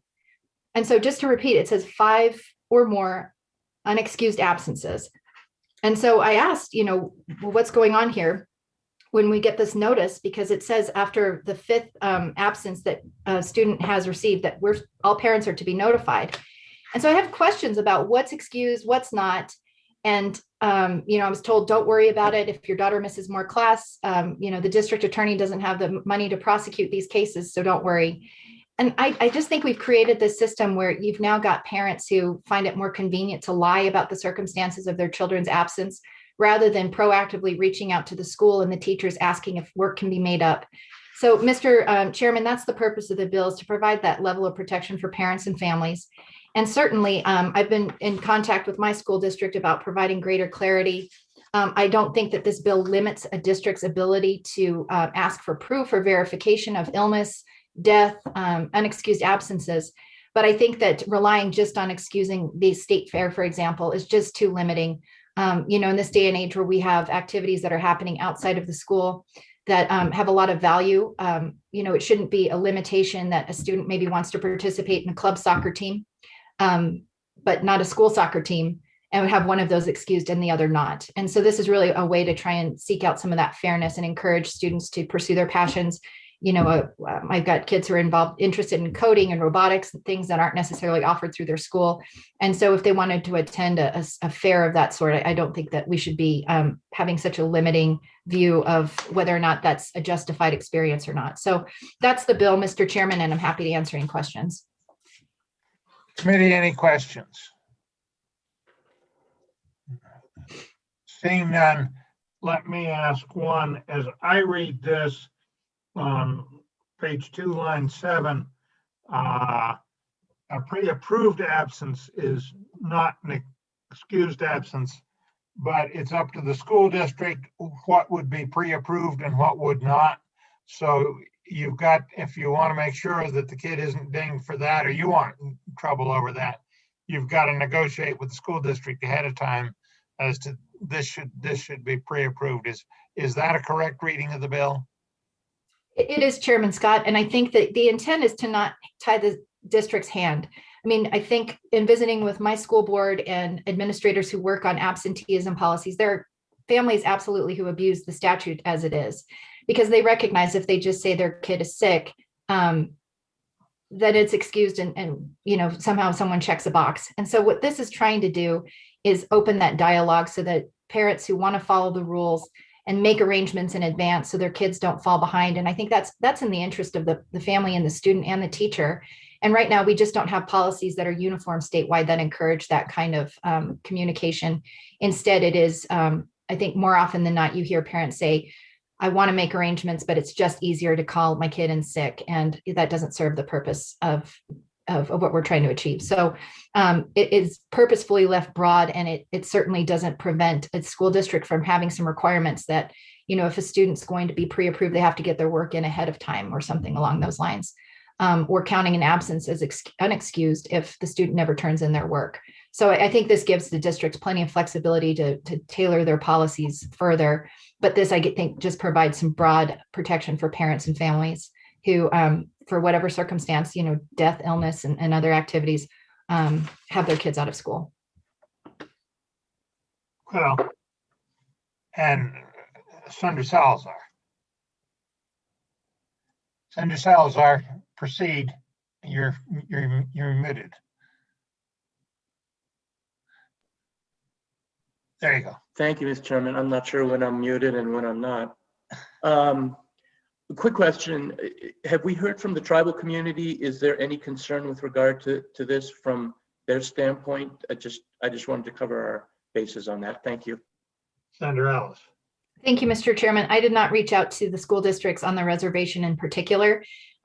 I think there are other parts of the bill that we worked on last year that were more applicable to just the reservation community. In working on this bill and spending, I can promise you, hours and hours of figuring out how all these statutes try and tie together, this one definitely has much broader application. I can say, though, that one concern we heard from the reservation was reservation residents was the lack of recognition that some ceremonies involving the death of a loved one are often multi-day events, and that district policies were very rigid in recognizing that culturally some of those funerals last a little bit longer than a day or two in non-Indian culture. So I think that this would provide better protection, in my view, for those kind of events. Okay. Senator Salazar, does that satisfy you? Okay. Let me ask one other thing. Hopefully by the time this bill goes into effect, which I see an August 1st effective date, so I think it's aimed at the next school year, this COVID will no longer be an issue. We hope that'll be the case, but with the sensitivity we've got to that on page 2, line 8, the words due to an illness, does that, in your judgment, cover if the family got quarantined as they might currently? As I say, hopefully that will be over, but this is going to be permanent statute, so it would apply to the next pandemic as well. Is that situation adequately covered by that language that's in the bill? Mr. Chairman, I think yes. However, if you wanted to be more prescriptive, like due to quarantine, I was just trying to keep it pretty broad and consistent with the language that we discussed and worked last year during our session. But I will ask, I remember Senator Rothfuss during testimony during the Education Committee. So this bill was initially a tribal relations concept, but we took it to the Senate Education Committee. And he had a comment that has kind of stuck with me about, in his school district, he often, students are encouraged to stay home if they're sick, but if they stay home too much because they're sick, then they get the letter. So, I don't want to put words in his mouth, but Senator Rothfuss, I just want you to know that particular comment continues to resonate with me. Senator Rothfuss, do you want to add anything to that? Thank you, Mr. Chairman. No, Senator Ellis recalls that correctly. And I do have family members that have received those letters for precisely that reason. And it's always a bit of an irony to me that those are sent out, similar to Senator Ellis's circumstance. Okay. And Mr. Chairman? Senator Ellis. Just one more comment I failed to mention. I think we've gotten into this, checking a box whether or not a student's in a chair without really thinking about why we have these laws in place. And the goal is to understand whether or not a student's struggling, they're not being supported at home, whether it's a sign of other neglect. And so I think we've got to get away from this, very checking the box, we sent a letter, we did our job mentality, into one that's, what are the resources for these troubling and struggling families and students that we should be asking and providing? Are there transportation insecurities? Is there food insecurity? Is there home insecurity? And so I would hope that our school districts would look at this as an opportunity. And I've been visiting with the folks in my district closely. I've actually petitioned them for a policy change at our local level. And some of these issues came up. I had one teacher said, well, I know a student who's been missing 5 times, but some comments were made by the student and their friends that give me concern that something bad's happening at home. And all I could think was, well, even though they've only missed 5 times, those comments should be the focus and, the deeper inquiry into why students are missing. And so I really do hope districts embrace this as an opportunity to not just leave law-abiding parents alone or give them a little more relief, but also have more time and focus their attention on those students that need the intervention and those families who could use help. That really resonates with me. My late wife was a volunteer for the CASA of Natrona County Court Appointed Special Advocates, and one of the families she got assigned to assist, the school district referred them because the kids weren't showing up and were obviously looked like there was some neglect going on, and they discovered the real problem was the parents had taken to abusing drugs on quite a scale, and the kids were basically on their own. And the school district managed to get official intervention before we had a real tragedy on our hands. They can be very important when the schools react to some of these things. So that particular feature of this really resonates with me. Committee, anything else? Otherwise, Rihanna, do we have anybody seeking public testimony on this? Yes, we do, Mr. Chairman. I'm bringing them in right now. Okay, very good.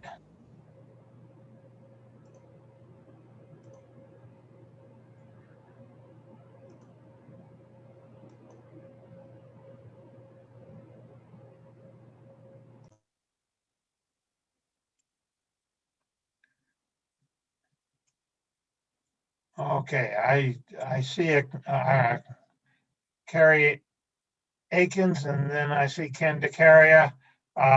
Ms. Akins, we'll go with you first because you popped up first on the screen. So proceed. Thank you, Mr. Chairman, members of the committee. Mr. Chairman, I just wanted to answer your question about if a student is quarantined, just so this committee is aware. Can you identify yourself for the record so we know who you are and who you represent? Thank you, Mr. Chairman. I'm Kari Akins. I'm the Chief Policy Officer for the Wyoming Department of Education. And just wanted to let this committee know that as far as quarantine orders go, we have offered guidance to school districts to utilize the provision that is allowed through Wyoming Statute 214402, which is instruction for hospitalized or homebound pupils. And so under that statute, each school district is required to offer homebound instruction for pupils that are hospitalized or homebound. And so we do, through that provision of statute, say if they are ordered by a physician or if a county health officer orders them to stay at home, that they should be utilizing that homebound provision to offer instruction to those pupils through the policies that they're required to have as a local school board. Okay, thank you very much for that, committee. Any questions? That, I think, answers that one question from earlier. Thank you, Mr. Chairman. Seeing none, thank you very much. Stay handy. We may come back to you if something else comes up. Mr. DeCaria, former Senator DeCaria, you're on. Thank you, Mr. Chairman, members of the Senate Education Committee. I'm Ken DeCaria. I'm the Director of Government Relations for the Wyoming School Boards Association.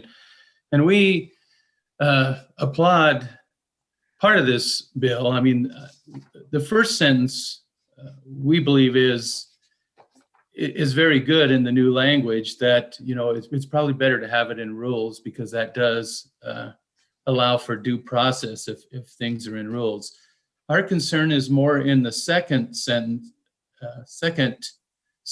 in that new language, and maybe some opportunities that it might be a little bit open to abuses.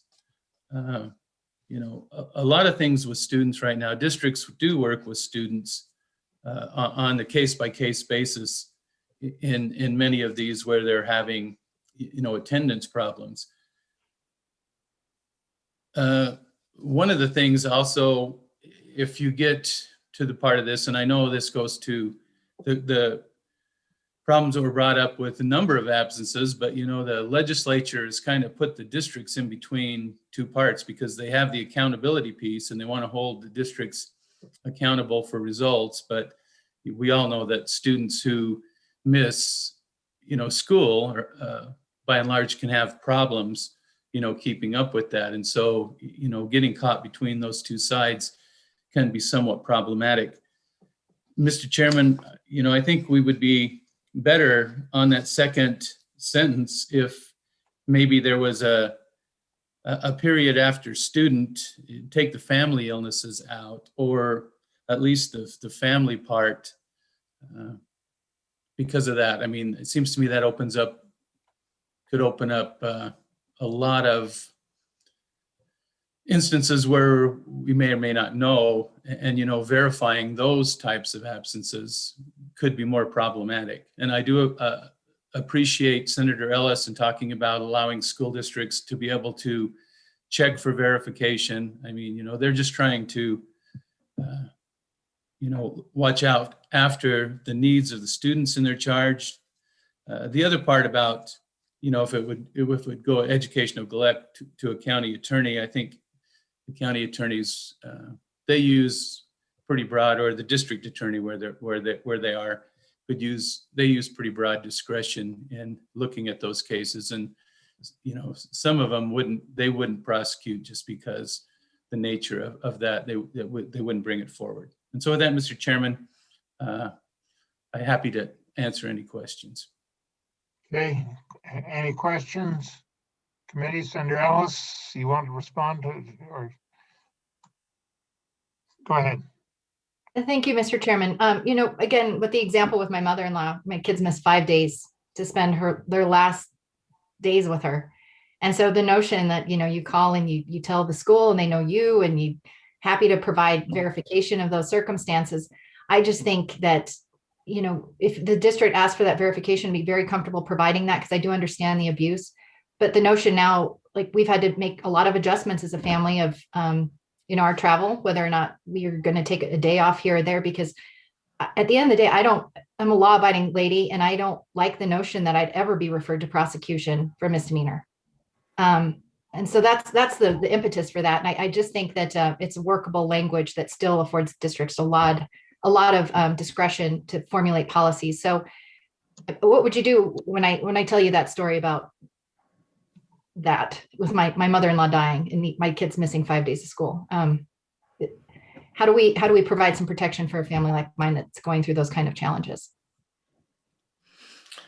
Well, Mr. Chairman, and I guess that comes down on to where does this go? Because we all know that there are examples of people who are going to use excuses and give you that same type of information. And believe me, I understand you're a law-abiding citizen, and we don't want to get into that. But at some point, it's the other side of the coin too. I mean, most laws are on the books not because of the law-abiding citizen part of it. It's on the abusive side of those issues. And so, how can you be assured that you can intervene in those cases where an intervention is necessary in order for the school district to look out for the educational interests of students in their charge?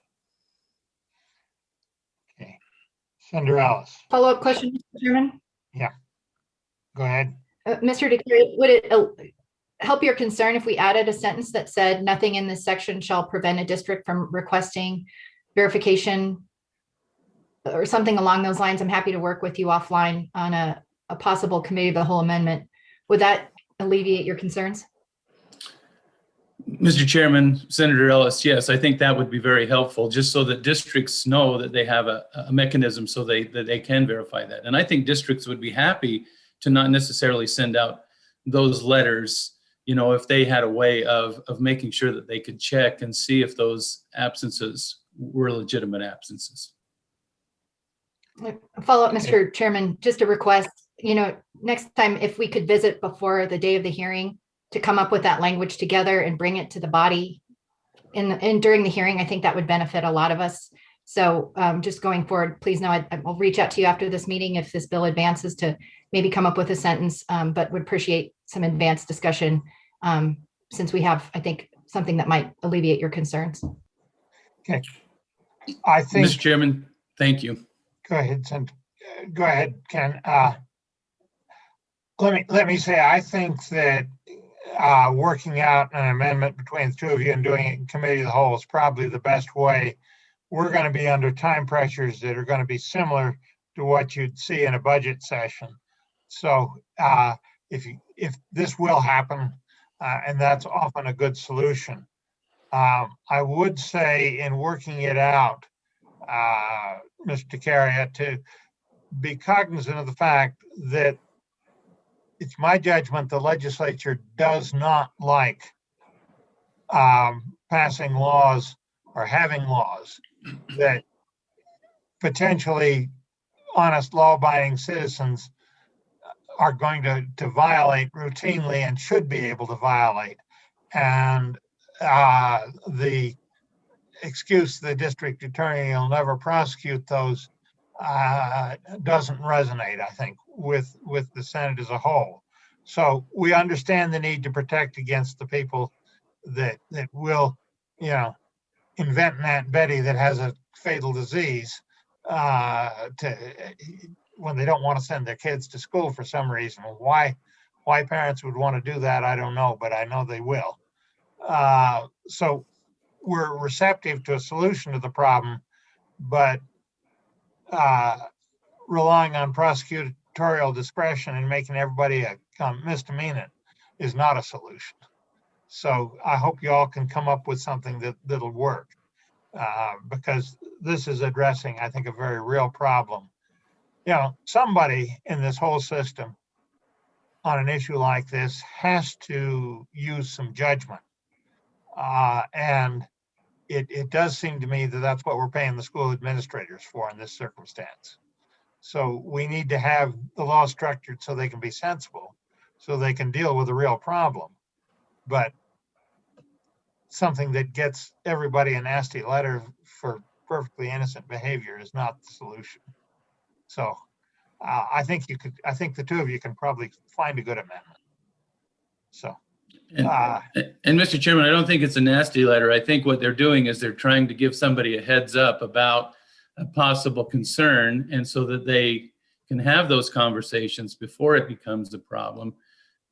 I think that's that's one of those pieces. If you're going to have the accountability piece and you're going to hold districts accountable for student achievement also, I mean, there has to be some balance, you know, when you look at that also, because if a student's not in school, some students will do fine, Mr. Chairman. I get that piece, but not all students will do fine under those situations.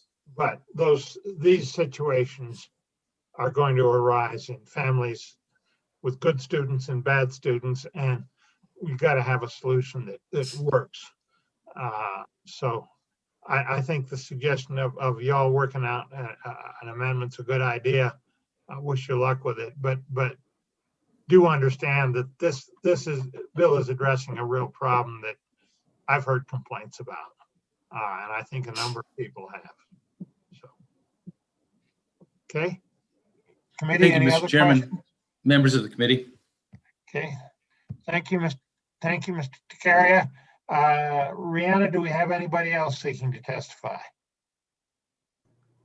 Not at this time, Mr. Chairman. Okay, we'll close public testimony. Do I hear a motion on the bill? Move the bill. Okay, motion is due pass. Senator Salazar. No, I'll second the bill. I'll second it. Okay, just as a mechanical matter, with a 5-member committee, I'm not going to ask for seconds on motions on the bill or amendments. I don't think it's particularly necessary. So no problem. Glad to have it, but just the style I like to run going forward, I don't bother with it. So thank you. Anybody else? Any discussion? Question. Any discussion? The question being called for. The question is, shall we report Senate File 68 back to the full Senate with a recommendation that it do pass? Committee Secretary, call the roll, please. On Senate File 68, Senator Beitman, Aye. Senator Ellis, Aye. Senator Salazar, Aye. Senator Rothfuss, Aye. and Chairman Scott. Aye.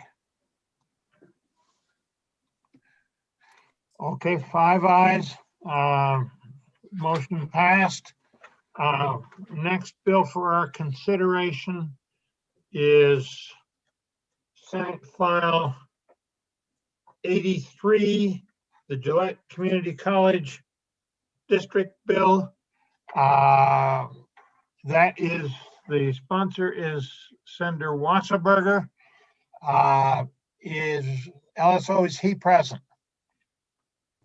Yes, Mr. Chairman, I'm going to go ahead and promote him to a panelist. Okay, that's good.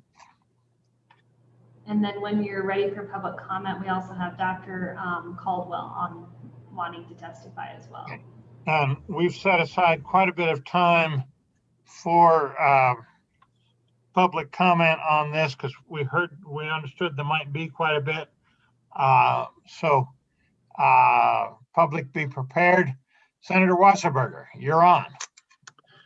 Well, thank you, Mr. Chairman. It's a pleasure to appear before you today. I present to you Senate File 83, Gillette College application.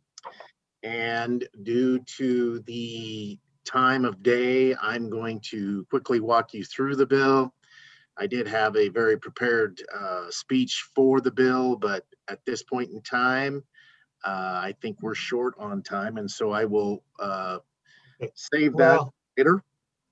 We've got till 12:30, and it's a relatively simple bill. You're either for it or against it, I suspect. So don't feel at this point, and public don't feel to me. LSO, see if you can find out how many people we've got waiting that want to testify on this bill. Rihanna, is there any way you can tell? Mr. Chairman, the best way to tell is if you would, if we can ask members in the waiting room that are attendees to raise their virtual yellow hand, and that will give me some indication of how many people that would like to testify. 2025. People, can you do that so we have a sense, this is the trouble dealing with this virtually, we have a sense of how many people we have to accommodate for testimony? It looks like, Mr. Chairman, we have 6 people. Okay, we're in fine shape then on the time. Okay, Senator Wasserberger, sorry for the interruption, go ahead. Okay, well, let me walk you quickly through the bill. On page 1, line 1, the bill relates to the community college districts and approves the formation of the Gillette College Community College District. And that particular name is a mouthful, Mr. Chairman, and I'm going to offer an amendment to change the Gillette College Community College to simpler language without so many colleges in it. Bill states legislative findings and requires that the Gillette College employees continue to receive state benefits from the college district. On page 1, lines 11 through 15, the bill states that the county commissioners submitted an application to the Wyoming Community College Commission on August 31st, 2020, requesting the formation of a community college district in Campbell County to be known as the Gillette College Community College District. This was done by our county commissioners after a countywide petition, which requires 500 signatures be signed. It was signed by 700 citizens of Campbell County. On page 2, lines 4 through 7, the Wyoming Community College Commission had a survey on the proposed community college district in which Gillette to meet statutory requirements. I met personally with the people who did the survey on the Gillette Technical Education Building. The findings of research of that research group was very positive in favor of Gillette College becoming a separate independent community college district. This information was presented to the Wyoming Community College Commission on November 20th. On page 2, lines 9 through 13, the bill states that on November 20th, 2020, the Wyoming Community College Commission approved the application for the formation of a community college district in Campbell County and provided its survey findings and recommendations to the legislature. I attended that meeting and spoke first and last in favor of Gillette College's application. After everyone in the 4-hour meeting spoke at the meeting, both for and against, the vote by the Community College Commission was unanimous, 7 ayes and not a single nay.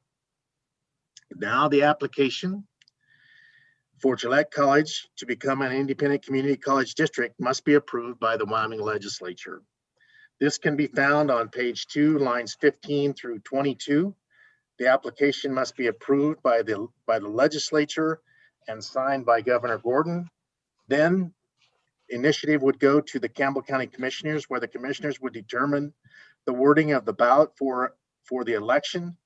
Campbell County Commissioners would inform the county clerk to hold an election on the issue of Gillette College becoming an separate independent community college district and would levy the appropriate amount of mills.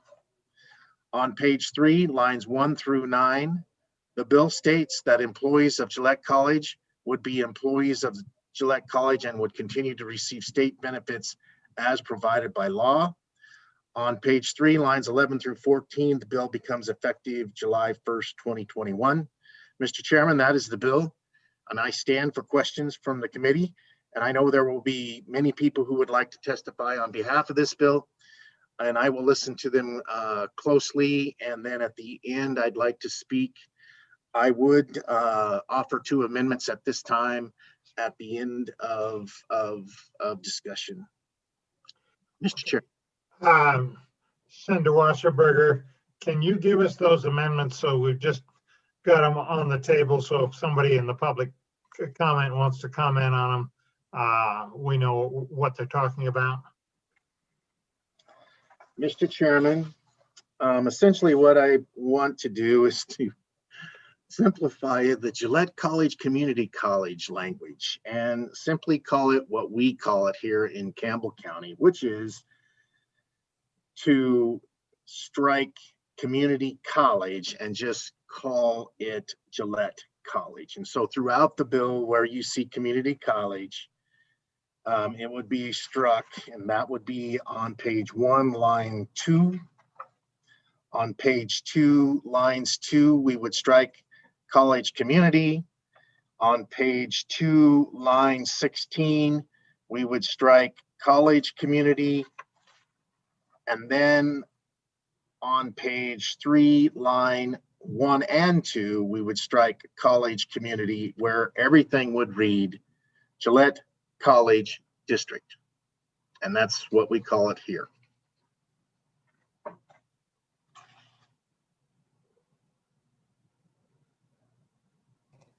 I don't see Chairman Scott. I'll assume chairmanship until we see him back. Senator Rothfuss?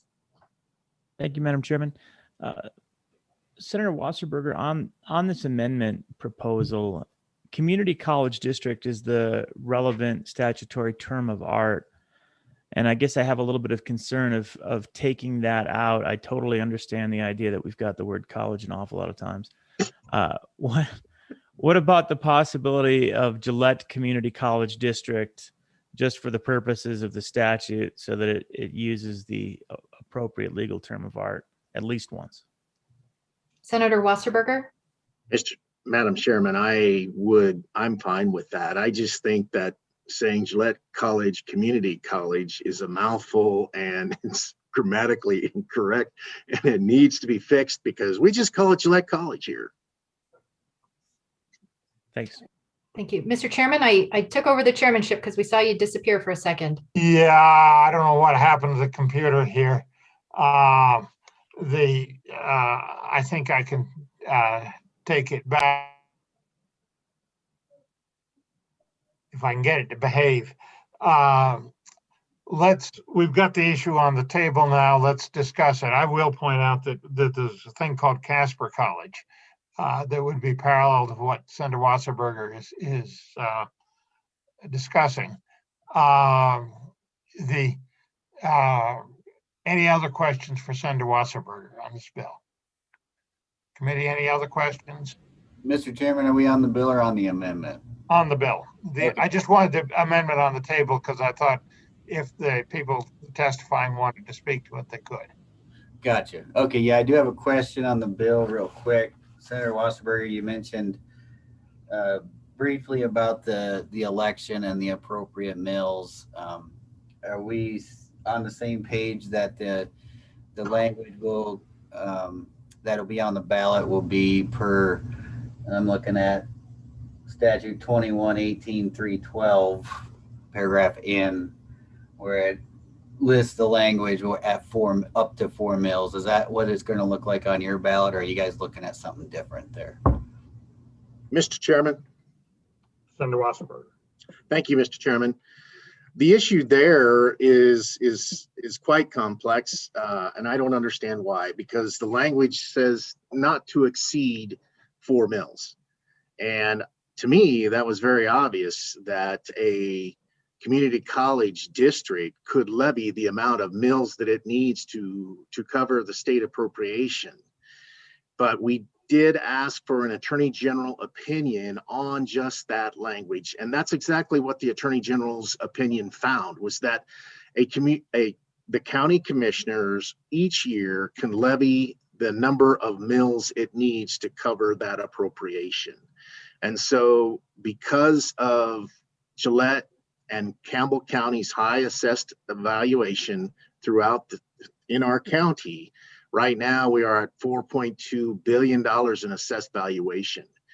And next year we are going to drop about 25% to $3.6 billion assessed valuation.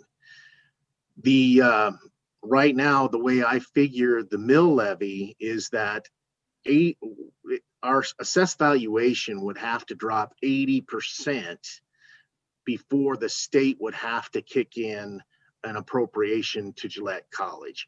Right now, the Wyoming Community College Commission sends to Northern Wyoming Community College District $4.6 million for the FTEs at Gillette College.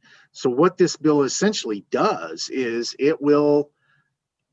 Gillette College, if it passes our community, and our community will decide, and we'll have 5,500 coal miners within our community voting on whether or not that is going to hurt or harm or help their industry.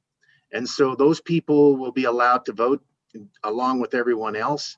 But essentially what we agree to is that we will cover our own appropriation by our own mill levy, and the county commissioners will be able to set that each year. And so that is what the vote will be. The bill, and so essentially, unless Campbell County's assessed valuation drops by an incredible amount, then the state would have to kick in money to help fund it. But I don't ever see that happening right now. Our economy is doing well. We have the hottest real estate market we've ever seen here in Gillette. Our sales tax is rebounding to pre-pandemic levels. Our birth of babies is up from last year by 3. And I just don't see Gillette going anywhere but doing well. And so, yes, the mill levy will be assessed by the county commissioners. And ultimately, if it starts receiving state funds, then it has to go to 4 mills. Does that answer your question? Mr. Chairman, not exactly. My question was more specific to what the ballot language is going to look like. Oh, and you know what? Mr. Chairman, kind of talking a little fast when you went through the bill and you said at the appropriate mill levy, and my ears kind of perked up thinking I've just read the how that, Chairman? Supposed to say up to 4. Senator Wasserberg, go ahead. Thank you, Mr. Chairman. To the good senator from Sheridan County, the county commissioners, or you know, I'm confused. Either the county commissioner sets the mill levy, or the when the vote takes place on the ballot will be the amount of mills that will be assessed, but also will be a list of the candidates who are running for the new community college board. And I'm confused after that, either the county commissioners set the mill levy or the board of trustees for Gillette College sets the mill levy. One of those two political entities sets the mill levy, and I'm confused on which one it actually is. Can we ask you to get that researched? If we pass this bill out, I would think it might well be on the floor as early as Monday. You may get asked that same question on the floor. What mill levy will go on the ballot? And clearly the county commissioners have discretion at that point, but then is it the district, and if they decided to do some kind of enhancement that the community wants, feels it needs, they could raise the mill levy up as high as 4 mills without affecting the state funding at all. Is that correct? I'm going to assume, Mr. Chairman, that whatever political entity is responsible for that mill levy is conservative. So the problem with levying all 4 mills right now, it would actually generate more than our total budget. And I'm thinking that elected officials will only levy the amount of money that they need to cover the state appropriation. Okay. Senator Ruffus. Thank you, Mr. Chairman. Senator Wasserberger, do any of the other community college districts levy less than their full mill at this point in time, less than their 4? You know what? Mr. Chairman. Go ahead. Thank you, Mr. Chairman. You know, that's an excellent question. As I understand it, being the chair of the community college funding task force, we have 7 community colleges today. Of those, I believe all of them are levying 5 mills. They can actually levy 4 and then 1 more. Interestingly enough, the service areas do not levy any mills, but yet they receive services. And I think that's a very tough sell to make right now, because all of those services in the other, I think 16 or 17 counties, Campbell County being included in that, do not levy a mill for higher education, but yet they receive services from every community college that we have out there. And so I think it's time that we start considering that we have service areas as a part of the overall system and that they pay for the services that they receive.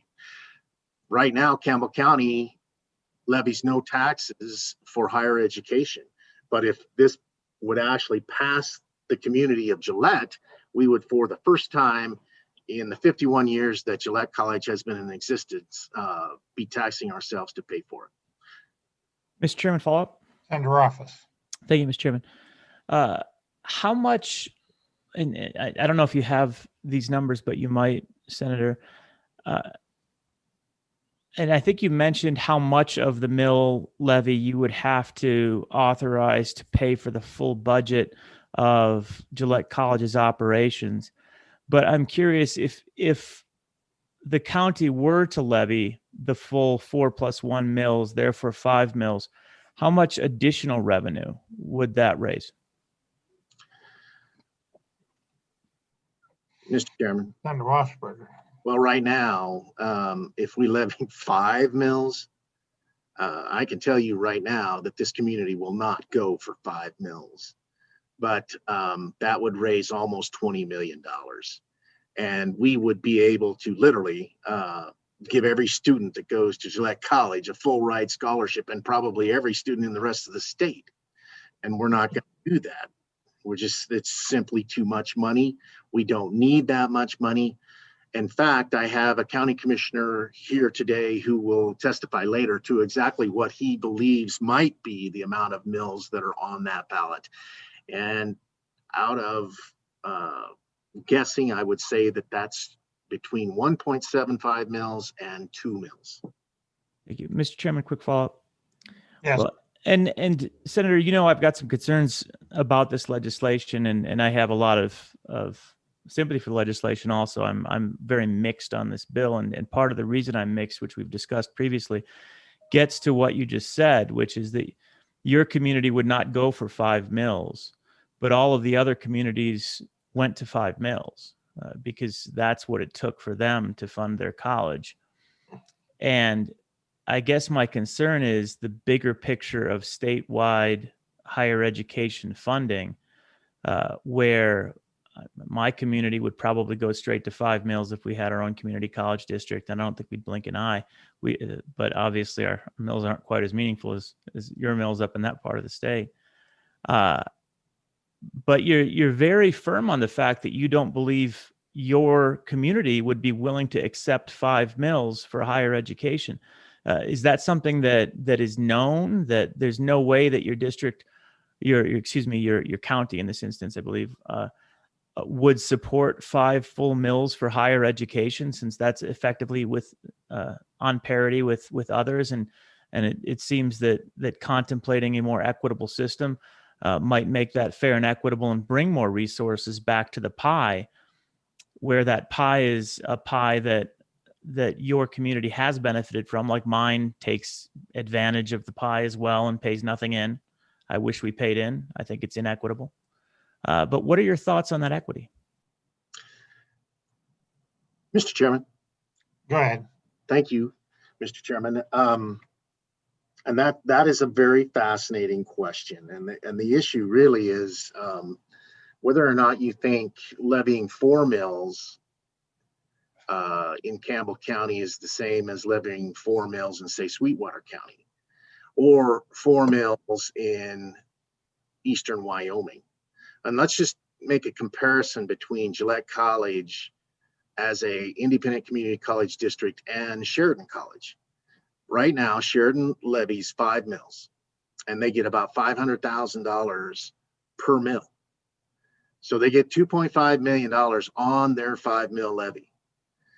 Campbell County levies 2 mills, and it will have right at $8.2 million or around there. Next year, with a 25% drop in assessed valuation, it would be, essentially 3.6 million per mill. So we're raising the same amount of money, actually more money in our community with less mills. And you need to remember that The community colleges are not rebated recapture or recapture. The state of Wyoming does not capture that money back. And so by levying more mills in Campbell County, we would actually levy taxes way past what we necessarily need. And one of the things that we talked about in the community college funding task force was creating a system where each community college paid for a third of their appropriation. But the fact of the matter is, if you looked at Eastern Wyoming Community College, they would have to levy like 15 mills to come up with just a third of that amount of appropriation, which I don't believe their community is going to go for either. So it's almost impossible to figure out how to make this entire community college funding system work without some very, very tough choices, and choices that I don't see as politically possible to be passed. For instance, my dad used to say to me, why would you buy the cow when you can get the milk for free? And right now we are providing free services to counties, 16 counties that don't levy any tax. And so Chris, Senator from Albany County, that's where we're at. Okay, let me, I'll come back to you in a second, Senator Ruffus. Let me intervene a little bit in this. This issue has been before the legislature a number of times over the years. And my read on it is what's happened is we say that there ought to be a local mill levy to support it because there are some benefits that the local community gets from having its own community college. Gets to set the program, gets to determine how large the institution is going to grow, has quite a few benefits that accrue. I take advantage of the Casper College in this county because they offer quite a bit in terms of coursework and lectures and whatnot for the adults in the community. They're very useful. And it's well worth us paying a mill, but we have the state aid because otherwise you can't get a decent college in a number of the communities without having that. So we've kind of reached a compromise. And I think the question is going to become, if this passes, the exact mill levy, Campbell County can clearly finance what they're doing now. If they choose to do a little more, they can by raising the mill levy, but that's a decision of elected officials. I think the college district board, once it gets formed, and they'll respond to how the local community feels about it. So the people will control the level of the mill levy, and that's probably the way it should be. But I think that's a little of the history that it's a compromise because there are special benefits to a community from having your own community college. But yet there's a certain base of services that we want across the whole state. So the state does fund the system. I believe, I don't know whether the Western Wyoming College has a full 4 mills or not, or 5 mills, but they do not receive any state aid, I believe. So Senator Ruffus, I interrupted you, but go ahead. Oh, no worries. Thank you, Mr. Chairman. I was just going to follow up on the discussion and the point made. And it gets, Senator Wasserberg is absolutely correct that we don't have a rebate and recapture system, but the fundamental issues that are behind that still come through in higher education. We just haven't grappled with them. And I think it gets to what Chairman Scott was just suggesting. It's the idea that we're currently in a budget and revenue crisis right now, and we're struggling with all of our higher education in the state. And I think the impetus for the desire of Gillette College to separate was based on the fact that cuts came and those cuts were painful. The challenge that we have, Senator Wasserberger, is your community is capable of just opening up its wallet and solving your local problems and kind of leaving the rest of the state, my county and the county of those around the table, Senator Salazar's county, to fend for itself by solving unilaterally with less than 2 mills, because yours is the county that's over the resource. And that's really what it comes down to. It's not any magic of management or administration or better policy, or it's just, who has what under their ground. And my concern then goes back to the idea that we need a comprehensive solution that solves for all of our higher education systems. And it almost seems like this solution gets Gillette to the point where you've got yours and you've got it for less than $2 million, and everyone else can kind of go pound sand. And I know that's not the intent. Your intent is let's provide quality higher education for the students in our community and for the state, which that I am fully with you on. So I'm trying to figure out how do we get both of those things, and I don't know the answer to it, which is why I have concerns with this bill, as you know, and I appreciate the time that we spent talking about it. Okay, let's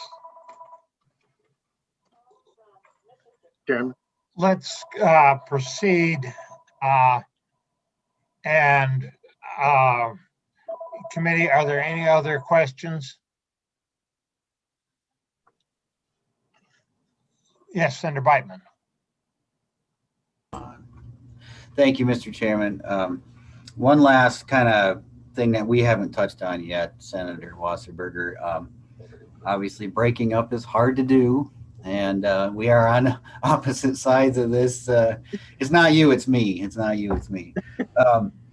But there's some issues that have come up, as you know, that are concerns on this side of the hill as opposed to yours. Would you be amenable to amendments to the bill that address those concerns, and how can we work those out ahead of time to alleviate concerns from some of my constituents over here, especially with regards to the how the breakup's going to go down, and make sure that there's collaboration and cooperation all the way through the process. Is that something that we could work on today? Senator Wasserberger. Thank you, Mr. Chairman. Here's the situation as I see it. I'm sure that some of you have read the letter that was sent to me by Sheridan College or Northern Wyoming Community College District administrators. And I did not feel like I had the authority to agree to those terms. And this is how I would handle the situation, although I'm not going to be the person that carries this amendment.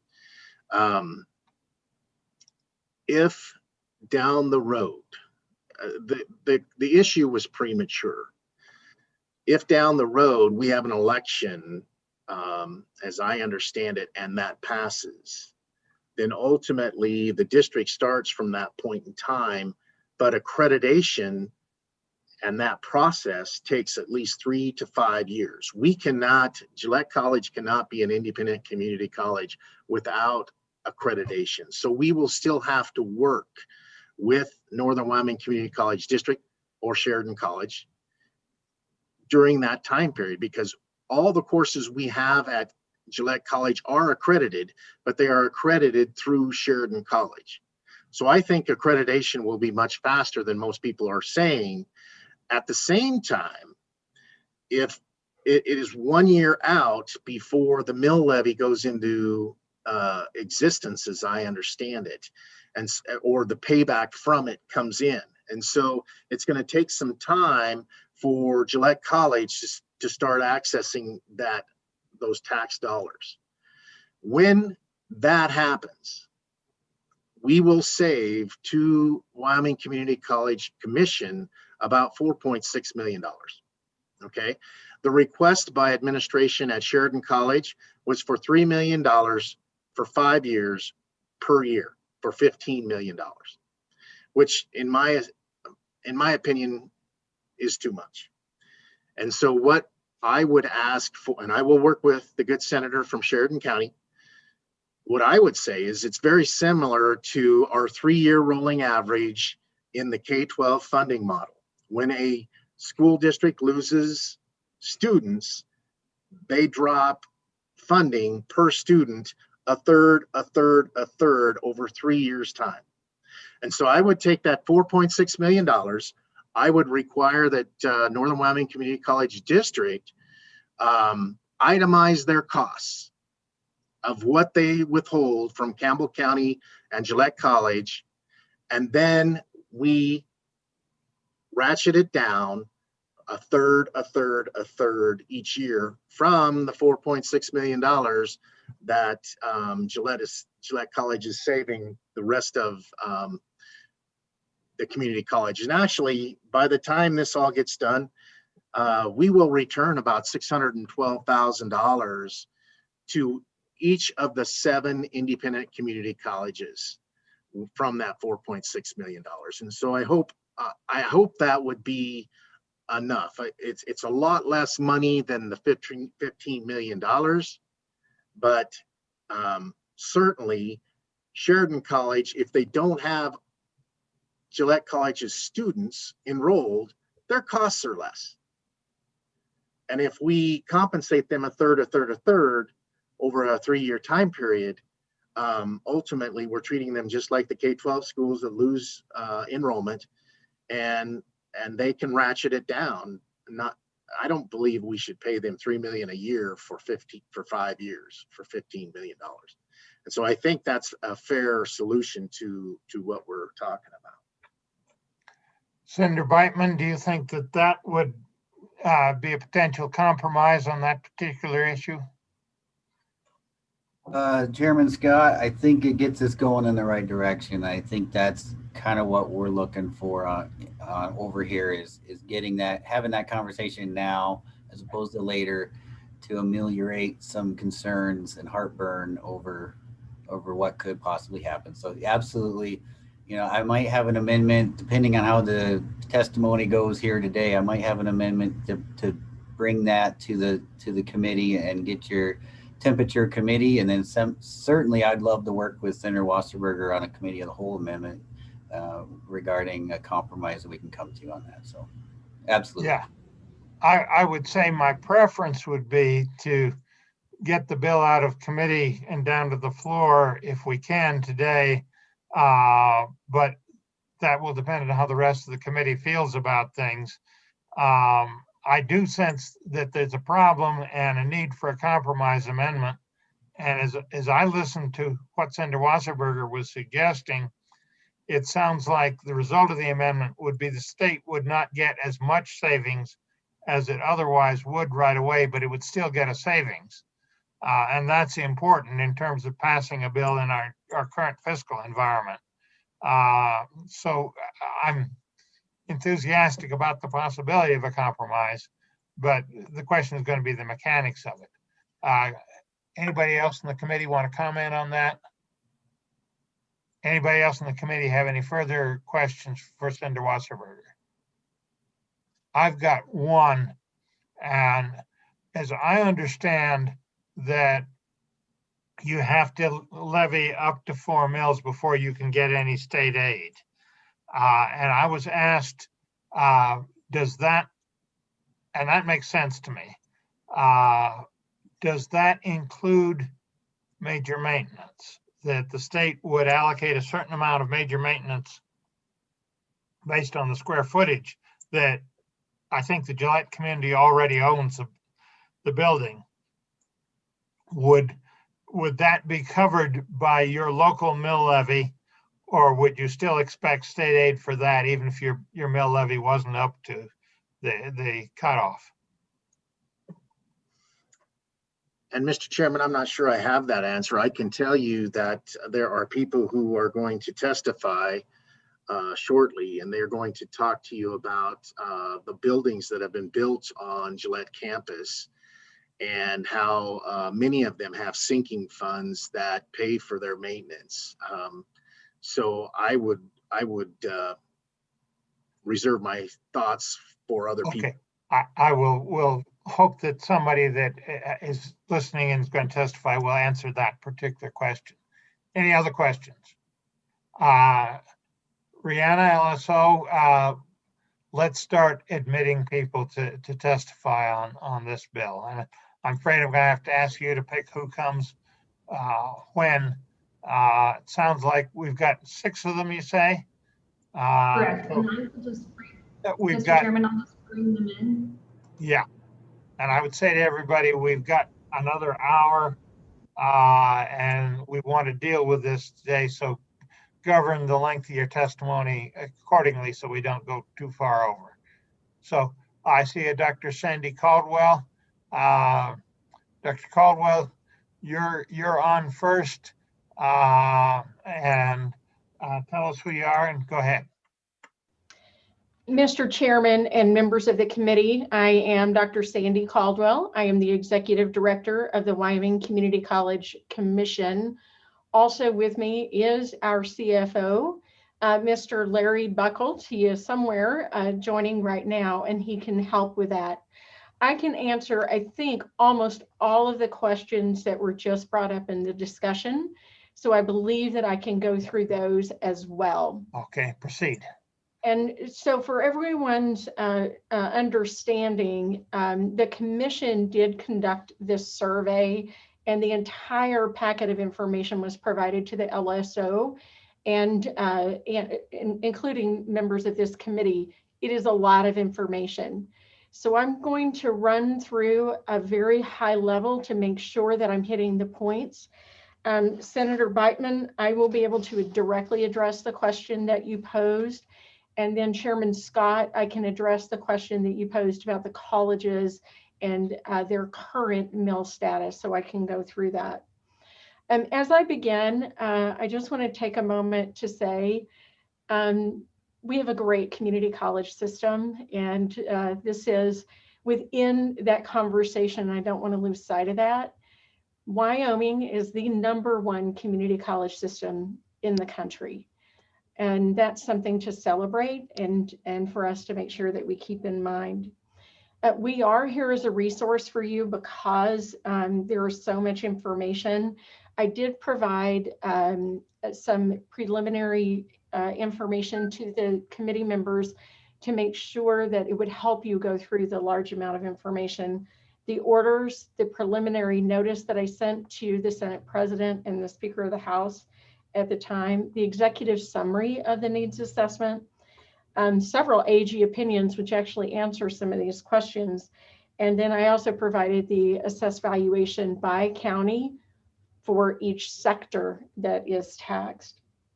So I want to move directly into the questions that the commission has to consider whenever they make their decision. I think you all know they did make a unanimous decision, as you heard from Senator Wasserberger, 7-0 on the application and moving forward for the next step, which is for your consideration. There's really 5 components that the commission had to think about, and that's where I'm going to center my points for you right now. The first question they had to consider, and this is spelled out in the statutes, is there a need for a community college in the proposed district? And in those 480 pages that you received from us, the response to this particular question was pretty clear, since there is already a substantial operation in the college campus that exists in Gillette in Campbell County. The second question that needed to be considered is there a need for a community college in the state? And again, the response to this was pretty clear. Gillette College, while it is not a college, as you heard from Senator Wasserberger, it is an extension campus of Northern Wyoming Community College District with its accreditation under Sheridan College. It is a well-developed college campus, and it is offering the majority of the college services. The rest will need to be built up, no doubt. The third question was the financial ability of the proposed district to support a college. And the response to this was actually also pretty clear given Campbell County's assessed valuation. And again, you heard that from Senator Wasserberger. The commission considered potential drops in assessed valuation up to 80% when considering this, and that is within that documentation. The fourth component that the commission had to consider is the educational soundness of the proposed plan. This is actually a little bit harder to discern But through the previous academic planning and strategic planning by the Northern District, by Campbell County, along with the efforts in what is spelled out in the Northern Catalog, as well as post-secondary attainment and the needs assessment, the soundness became actually pretty evident. So the answer to that was yes.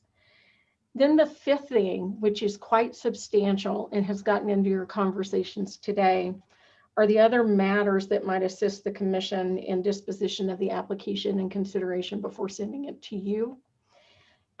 These really are four big things that I want to address. Number one has already been mentioned, and that is the accreditation and what that will happen and what will be considered in the in-between. Number two in that is consideration of continuing education pathways for existing students and those students who matriculate until Gillette College can receive its accreditation. The third thing that we looked at, the commission took very seriously, is the cost to the state. And Chairman Scott, this includes health insurance, the computer system, data management, major maintenance, CapCon, as well as the general fund allocation. And the fourth thing is then what is the impact to the current 7 community colleges? So I'm going to hit on each one of these because they're very essential in the conversation you've been having this morning.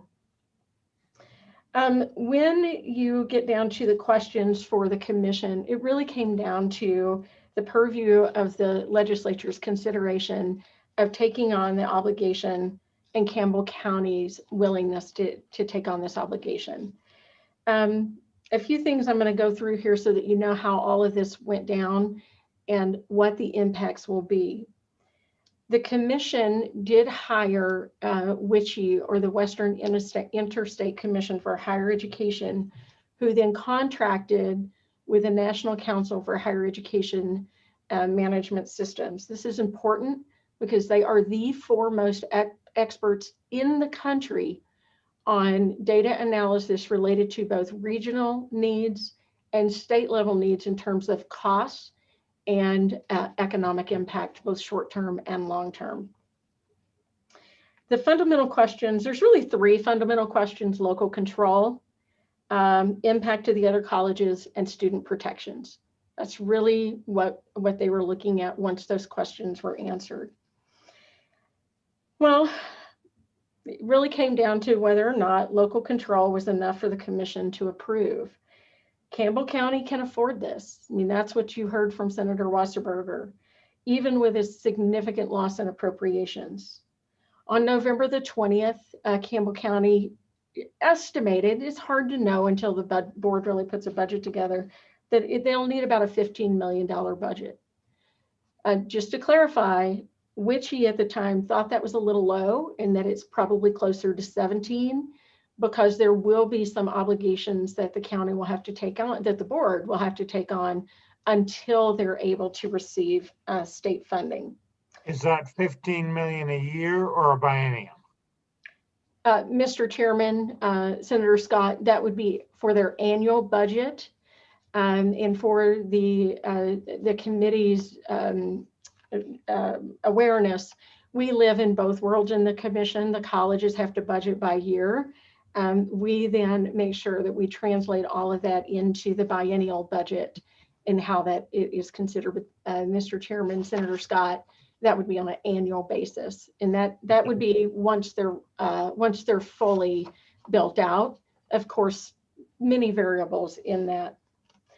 The next 2 questions are very intertwined, and that is the consideration of the impact to the other colleges.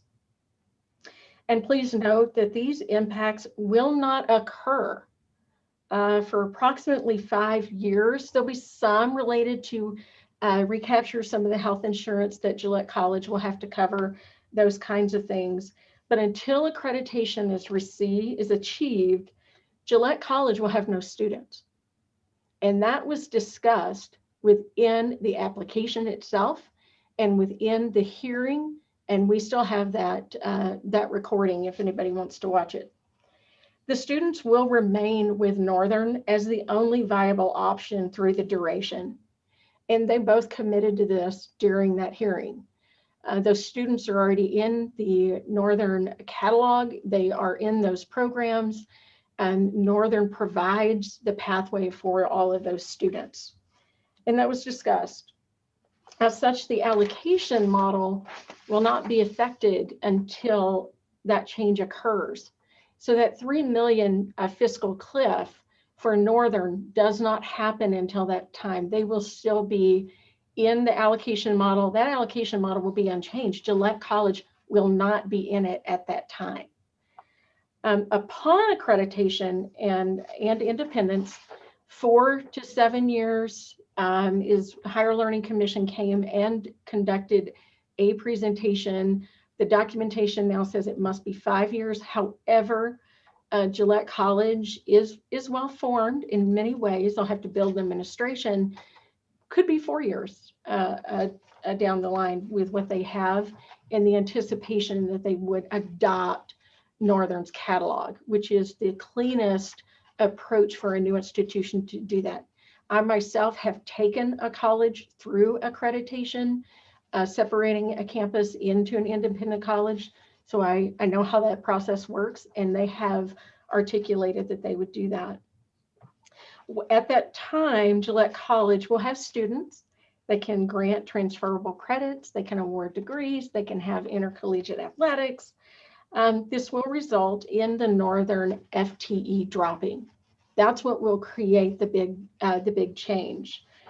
Something to note is that then Northern would be in somebody, I don't remember who mentioned this at the time. I think it was Senator Rothfuss. Then Northern would be, as Sheridan College would be in the model, impacted by the FTE the same way all the other colleges are, and that is an accurate statement.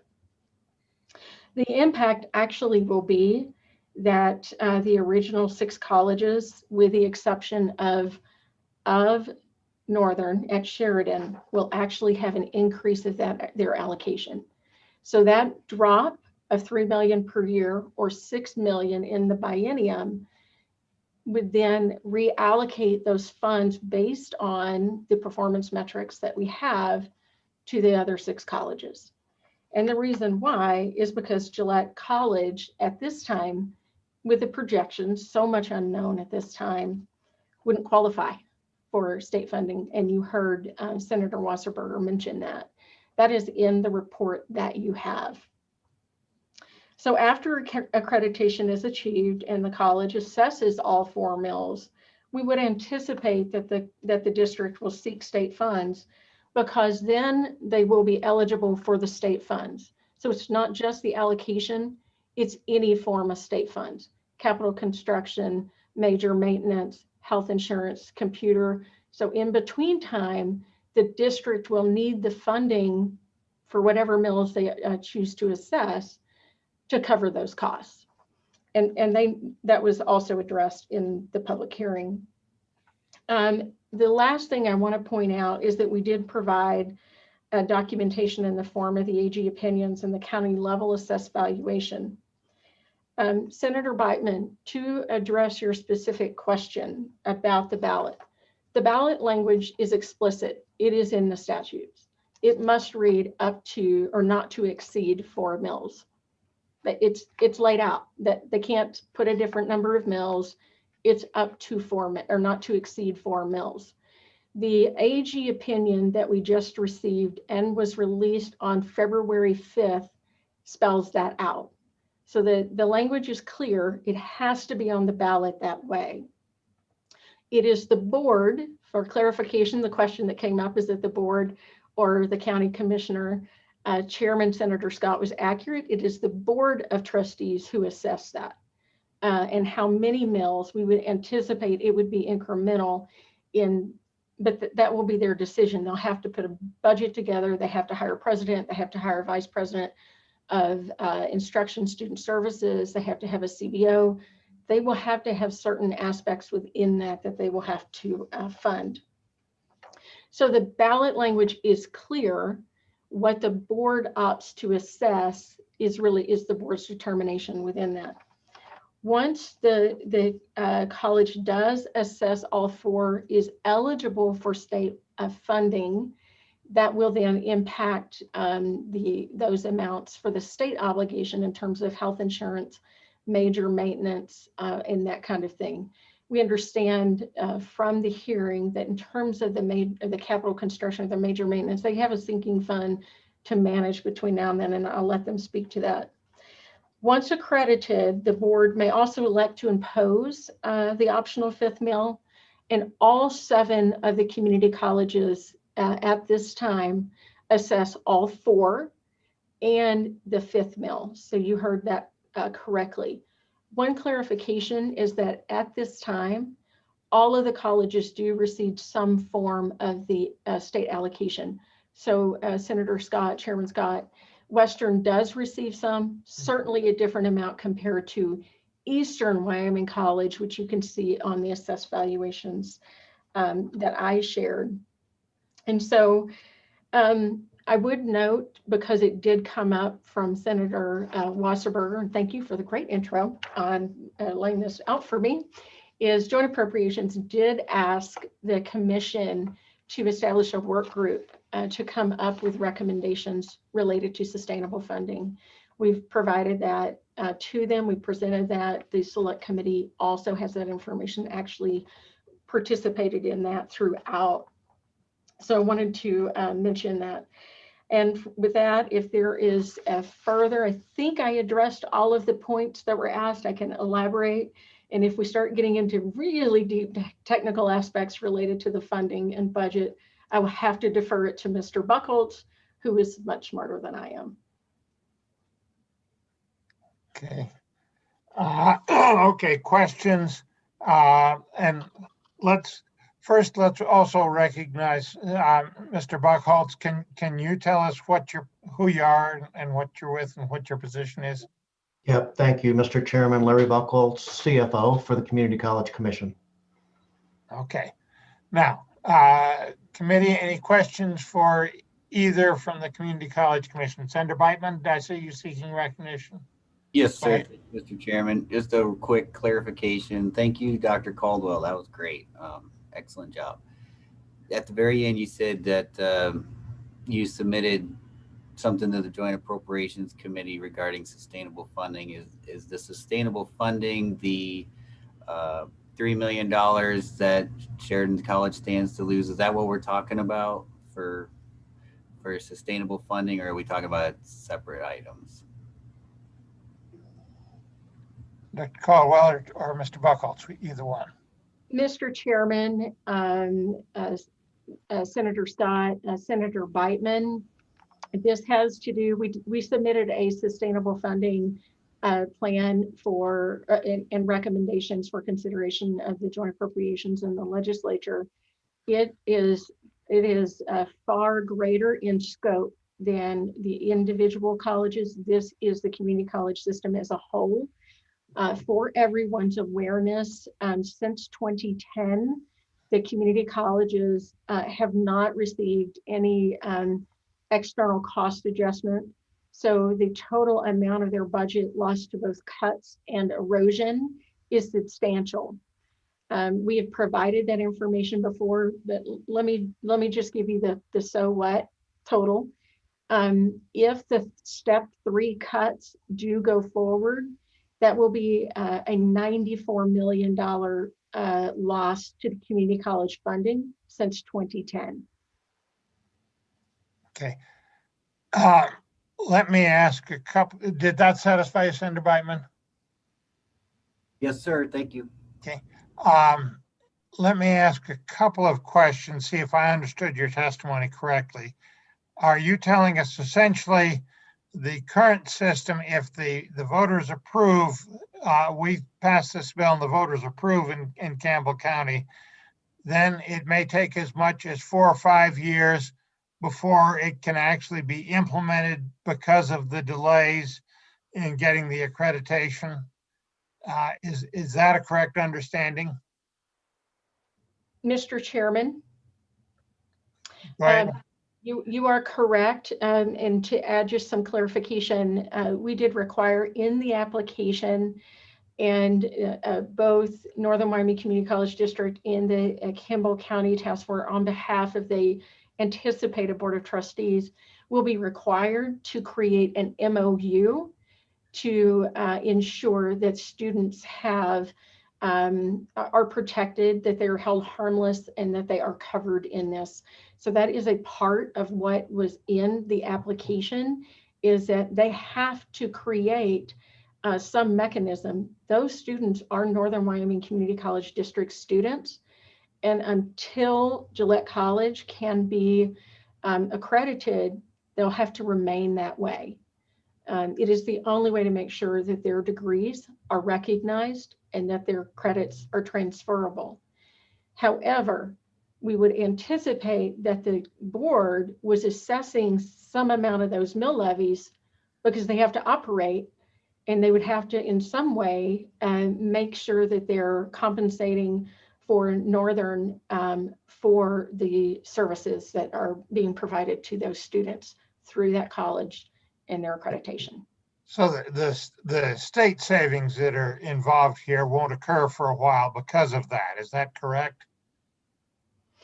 Mr. Chairman, I'm going to let Mr. Buckles give you a finer detail on that. That has to do with a few things, namely the health insurance and those employees that are at Northern that will be at Gillette College. Gillette College does not qualify for state funding, so they would have to, out of their mill levy, pay for all the benefits for those.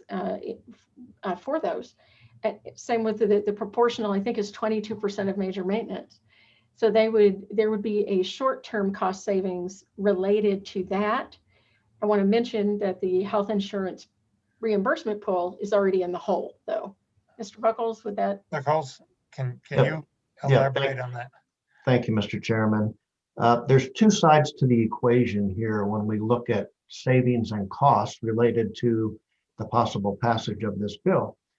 If the legislature passes it out, and if Campbell County puts it on a ballot and that measure passes, and they have the authority then to become their own community college district, immediately the employees that are at Gillette College will become the Gillette Community College District, or whatever the naming convention is going to end up being, the Gillette Community College District responsibility. So the state of Wyoming currently pays for health insurance premiums for those employees. We would stop effective that day. We wouldn't be paying that. So that would be a savings. The same would be true of a major maintenance appropriation and increased retirement appropriations. We would no longer be making those reimbursements to that college for those employees, nor paying major maintenance for the facilities on the Gillette campus. Short term, once and if Gillette College assesses the 4 mill, achieves their accreditation, at that point, all of those employees would come back onto the rolls for health insurance reimbursement. The buildings would come onto the rolls and have an increased cost to the state of Wyoming than what we currently pay for major maintenance. Because as you just heard Dr. Caldwell say, the majority of the buildings on that campus, the state of Wyoming, or more specifically, the Northern Wyoming Community College District, only has a 22% ownership in those facilities. So we only pay major maintenance on 22% of that square footage. If Gillette College is a full accredited institution and assesses the full 4 mills, then that would go to 100%. So there would be an increase of about $2 million a biennium to the major maintenance calculation. Okay, but that's only if they have assessed the 4 mills. Is Yes, that sir. correct? Yes. Yes. So Mr. as long Chairman. as they don't do that, that savings continues. Yes, Okay, Mr. that's what I Chairman, was trying to find out. that's correct. Okay. Anything, committee, anything else for the community college commission? Anything else? Senator Ellis. Mr. Chairman. Senator Ellis. Thank you, Mr. Chairman. Thank you, Mr. Chairman. I feel like this is procedurally less than ideal. Like when a new when these statutes were passed and we were contemplating bringing new colleges online, it seems like there should have been some steps. And now it seems like we're playing catch up. Like, there'll be a gap of students who are kind of caught in the middle, and, they'll still be with Sheridan, but until there's that transition. How is this supposed to work? This doesn't seem like the process that was contemplated when the statutes were passed, or how we were supposed to do this. And I am concerned because, we have CWC and then the Jackson campus. And I think the situation there is much different. But here we've already got like a college that's already developed itself on its own. It's got its own mascot. It's got its own athletic department. It's got its own, it's just, how did we let this get this far before having this conversation sooner? Okay, I'll call on Dr. Caldwell and then I may answer too. Go ahead, Dr. Caldwell. Mr. Chairman, Senator Scott, Senator Ellis, while this is an uncommon approach in the state of Wyoming, it is not uncommon in other states to bring forward another campus. There is a pathway for this. It is called annexation. It would make the process smoother. That is outlined in Statute 2118-310. We did talk with Campbell County when that first came forward, that this might be a more conducive pathway. However, they opted to go the route of an independent college. It is reasonable to go through annexation and then separation. That is a common trajectory.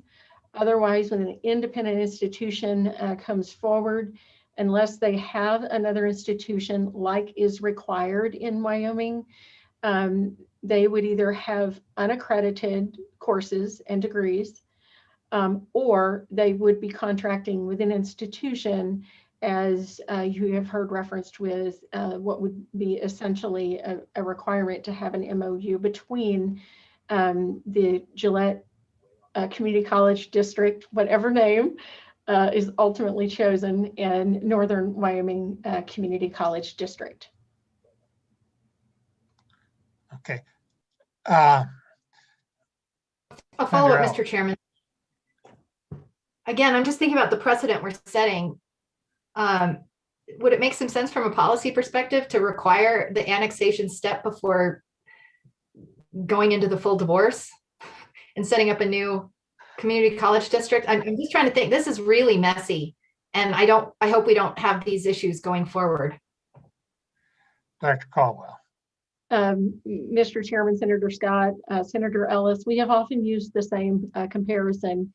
That's the legislature contemplated the annexation potential, but also contemplated the creation of a district. There have been 2 prior applications of Gillette, and let's see, 1985, and again in 1991 was the application decision was in 1992. So we've had at least 2 prior runs at this. The first time in 1985, it was not approved by the commission. The second time it was approved by the commission, it failed at the ballot box.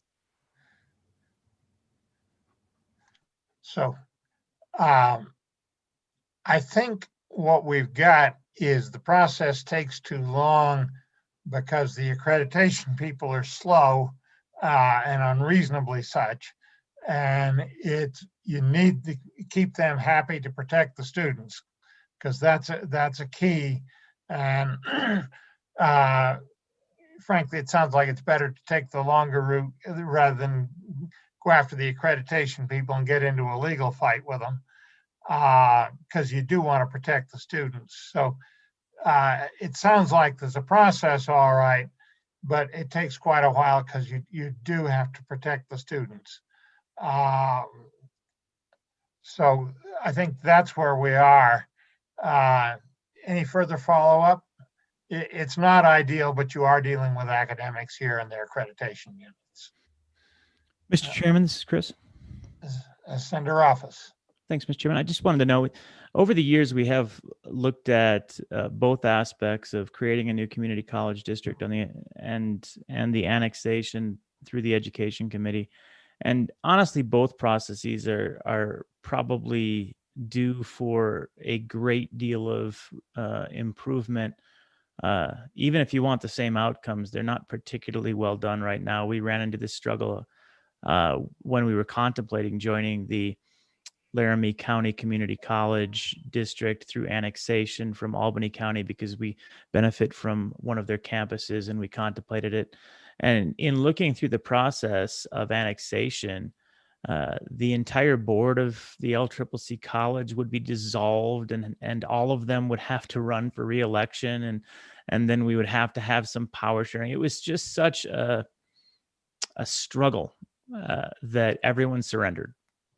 And so regardless of this particular outcome and how we move forward here, this is certainly a topic that is ripe for a great deal of revision and additional political thought and cooperation.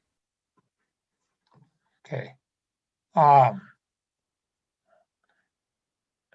Seeing no further questions for the Community College Commission, who've we got next? Mr. Buchholz, do you want to add something here? Yeah, yes, Mr. Chairman, thank you. I just wanted to address something that Senator Rothfuss said during the original introduction of the bill, and to clear up any type of misconception. But we do recapture redistribution of state aid as a result of the local mills that are collected at each of the current 7 community college districts. So we do have that process built into the funding allocation model, and we do balance the state aid portion of the revenue based on actual receipts of 4 mil and the additional 1 of the 4 mil at the community colleges. The 1 additional mil that the board has the ability to ratify every 2 years is not part of recapture redistribution, but the original 4 mils is. Okay. That's a complication maybe we can get into another time. Is it, am I right in thinking it's not immediately relevant in this bill? Mr. Chairman, I would agree. It's not germane to this bill at this Okay, time. then let's leave that discussion for another time. Who wants to be next? Mr. Tribbley, is it? Go ahead, Mr. Tribbley. Tell us who you are. I'm Walt Tribley. Thank you, Mr. Chairman, members of the committee. I'm Walt Tribley. I'm the president of the Northern Wyoming Community College Districts. Thank you for the opportunity to be here. I would like to first thank Senators Beitman and Wasserberger for their discussion about how we might move forward together. I think that is exactly the type of thing that needs to be said out here in public. Just a couple things. First of all, we're using an analogy of the divorce. We could also use the analogy of the birth and the birth of a sparkling new campus in a county that's losing many, many workers due to changes in the mineral extraction industry. So investing in Gillette College at this time is an investment in worker retraining and trying to keep our economy strong, and many other reasons to reinvest.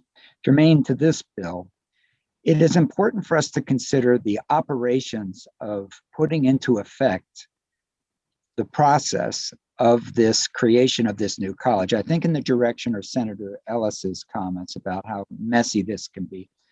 So I'm referring now to a letter I sent out to the field, and I'd like us to imagine how we could best help start a college and retain stability in the rest, and certainly at Sheridan College. So you heard a lot, we've heard a lot of conversations about how things might go or should go or could go. One concept, and we have folks here from certainly from all around the state, is if we are starting a new college, if this is successful, and the enrollments that are generated at the new Gillette College District prior to them being accredited and prior to them therefore receiving state funding, and all of the revenue coming into Northern Wyoming College, wouldn't it be better for that new administration, that new board, to realize all of that revenue, start building a college around it, and start anticipating for the for the much awaited accreditation review, where you need to build up all of your systems, all of your workforce, all of your procedures, and you will need to show them operating for a while, as you, at least one cycle, as you move from candidacy to being accredited. And at the same time, provide some limited state aid, one-time money to the college that in this analogy might be considered the parent college, as it helps shepherd this process through to completion. $3 million is the amount of money that stays with the district that isn't retained in Gillette College. So that's where the $3 million comes from. If accreditation happens in 3 years, then that number would be $9 million. But even if it's some number less, and even if it's stepped down, the concept of providing one-time funding for Sheridan College makes sense for Gillette College, because that helps us be a good shepherd. We're doing more than running our college. We're helping to bring on another college. The other conversation about state funding and finding sustainable state funding here in the state of Wyoming is a very serious one, and we're trying to bring this forward in the context of that. Those were my comments at the Pronghorn Center one day. We'd have a different conversation here if we were in a different position fiscally. So with that, I want to assert that we would be best served to divide the revenue so that the revenue that's earned in one college at the new college actually would stay there. The idea that we could work well together with all of the revenue tracking into Northern Wyoming Community College for all of the students in Gillette seems like a complication and a hill too far. I really think the new district needs to start working with it, and for reasonable one-time funding, stabilizing force, it would really help. That being said, I certainly would try to answer any of your questions or comments or concerns. Committee questions for, is it Dr. Tribely? Yes, sir, but you can call me Walt. Okay. Okay, I will. Committee, any questions for Walt?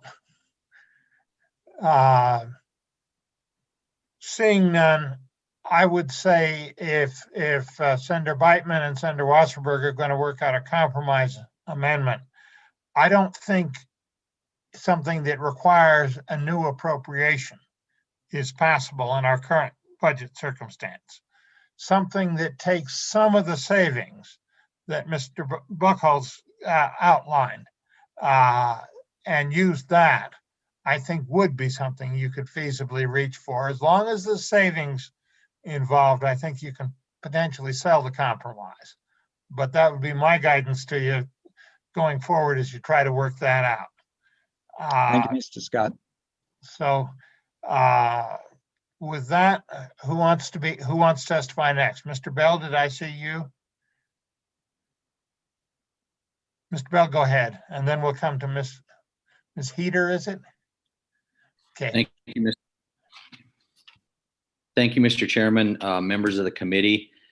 Certainly, I think we were all hoping in Gillette that this would be more of a discussion on allowing our citizens to have a vote and then working out some of these things. But it's been great discussion listening to, first of all, sorry, I am Rusty Bell, Campbell County Commissioner.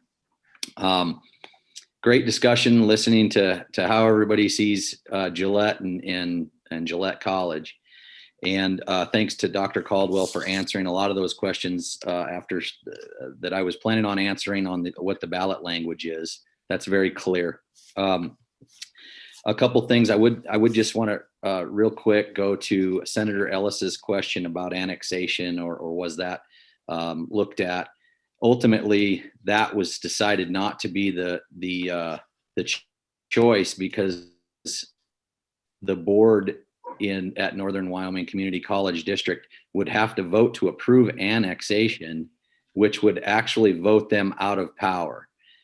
So that didn't seem like a relevant option that a board would actually be doing to themselves what we're asking to get away from, which is not having the voice or not being able to make a decision on your community college or your campus and your facilities that you've built and own and do have major maintenance and sinking funds into. We don't actually even make the decision whether the lights come on. So I guess that's where I really want to ask the committee to put yourselves in our shoes. Wyoming is right now dependent on a healthy, vibrant Campbell County. To Senator Rothfuss's point earlier about, us not caring about, or I know that's not how you said it, I apologize, that we just get ours and nobody gets theirs. We've never had that attitude in Campbell County. We've always worked really hard, and obviously been a huge recapture district for K-12 for decades. Since 2000, I think $2.4 billion alone from Campbell County has come from, has gone to the school capital fund. And so a vibrant, independent community college in Gillette that makes our own decisions really is what's best for Campbell County, and it certainly is what's best for Wyoming. We have an industry right now that is under duress, and it makes it even more of an importance that we get to make our own decisions and chart our own path, as we are going to make the decisions that are in the best interest of Campbell County. And when we do that, that's going to be in the best interest of Wyoming also. And so really, we have always been a good team player. We want to be a good team player, but we really do want to have our local control and decide that we get to chart our own path. I think we all understand that the flagship is always going to be saved, especially when the other parts don't have a voice. That's what we're trying to ultimately, that's what we're trying to get away from, is making sure that we have our own voice, we make our own decisions. And so, Mr. Chairman, I would stand for any questions that maybe weren't answered already. I know there's some other folks from Gillette and Campbell County that want to speak too. Okay. Committee, any questions for Mr. Bell? Seeing none, thank you very much. Ms., is it Heater? How do you pronounce your last name? Heater, correct. Okay, proceed. Tell us who Thank you are. you. Okay. Thank you, Mr. Chairman and members of the committee. My name is Colleen Heater. I am currently the CEO of Campbell County Health, which is a hospital district here in Gillette, Wyoming. And I wanted to just echo Commissioner Bell's comments about why I'm here. Truly, we are in favor of a vibrant, independent community college. When it's a local community college, it really encourages and enhances local collaboration. I think the partnership that Campbell County Health has specifically with Gillette College, we provide a setting for clinical experience for all the Gillette College students, specifically in the nursing program and the medical assistant program. We host approximately 32 second-year nursing students in our acute settings, behavioral health, inpatient, med-surg, ICU, and maternal child. In the first year nursing students also, about 32 of them, participate in the long-term setting. We have a 150,000 square foot long-term care facility, and they shadow in our ancillary departments in the pharmacy, lab, radiology, pulmonary rehab, dietary, OT, and rehab.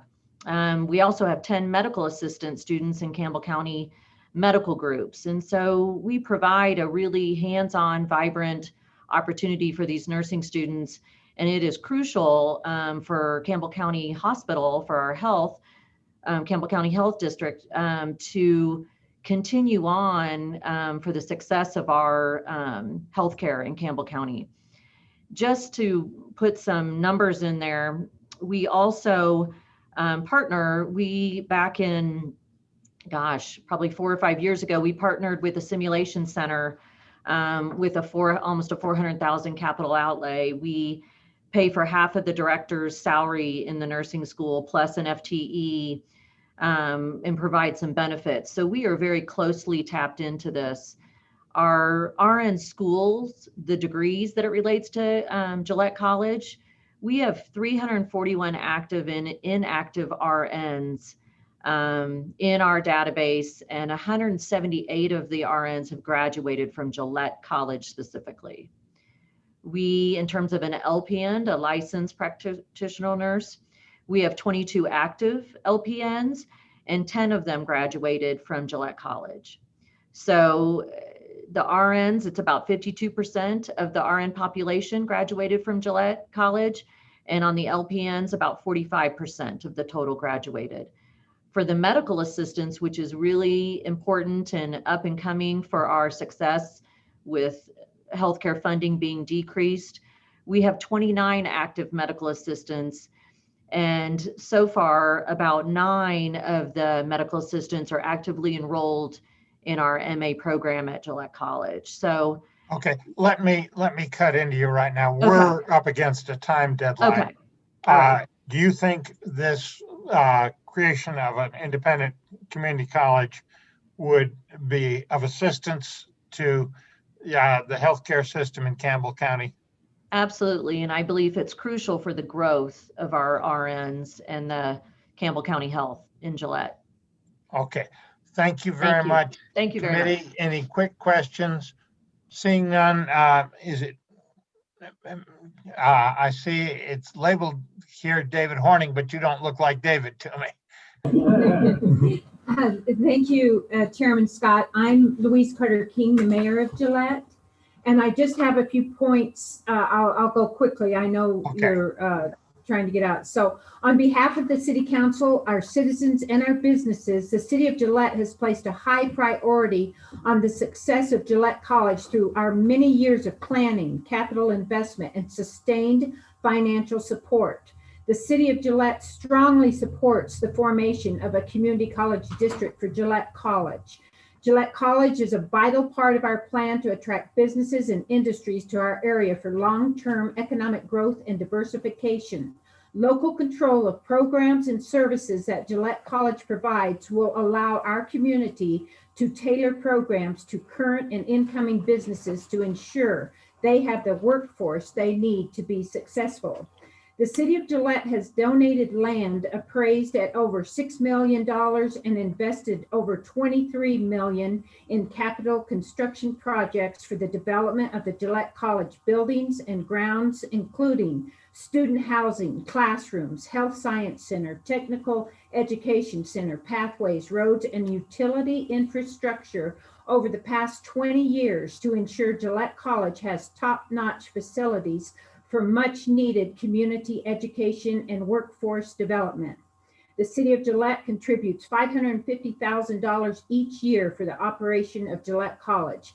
This funding is budgeted annually from the city's optional 1% sales tax revenue. We look forward to the continued success of Gillette College as a new community college district. Thank you, Chairman Scott and the committee. Okay, thank you, committee. Seeing none, thank you very much. I don't see anybody else that's seeking to testify.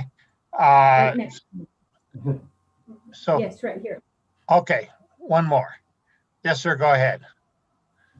Thank you, Chairman Scott. Thank you, committee members. I'm Robert Palmer. I'm with the Gillette College Task Force and also with the advisory board. And just real quickly, I appreciate your time. It's good afternoon now, I guess. You're into the afternoon. So I'll quickly, I think that Dr. Caldwell, I appreciate her comments. I think she clarified that the work that WICHE and NCHEMS did certainly support the fact that we need and deserve an independent college here in Campbell County. We've worked over that for 50 plus years. We've had a good relationship with the Northern Wyoming Community College District, but just like every opportunity that comes along, it's time to go our separate ways.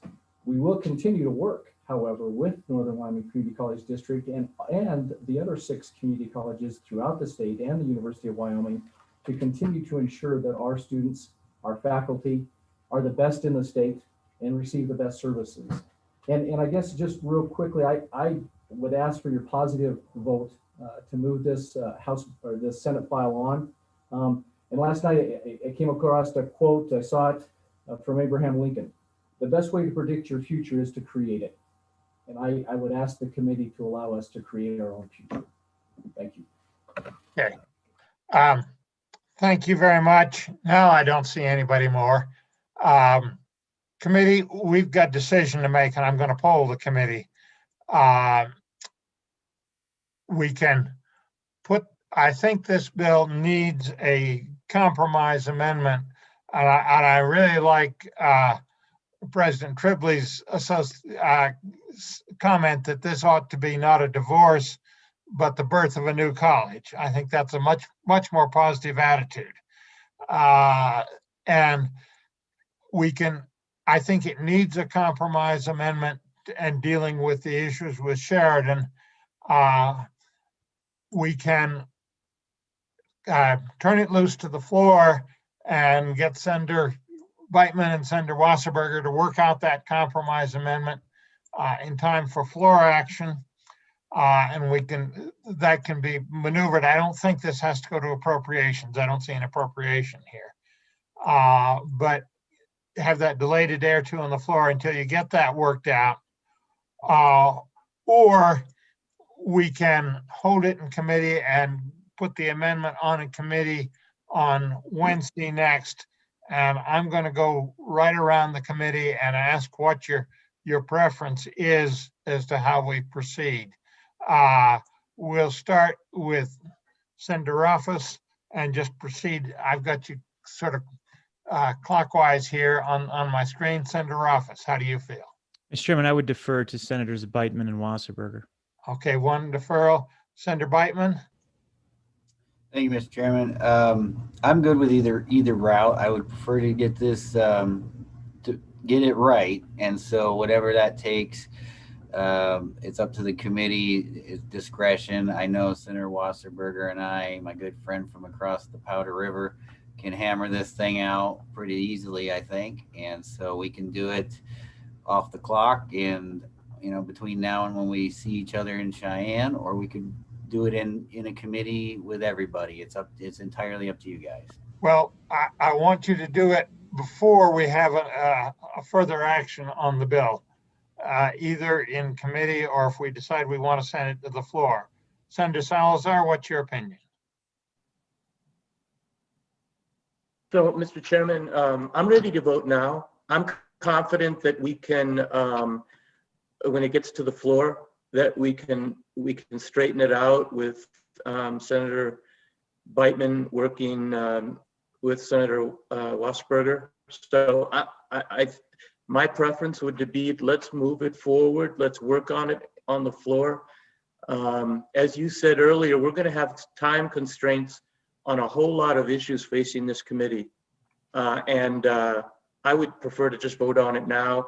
And I trust that we can come up with an adequate solution on the floor later.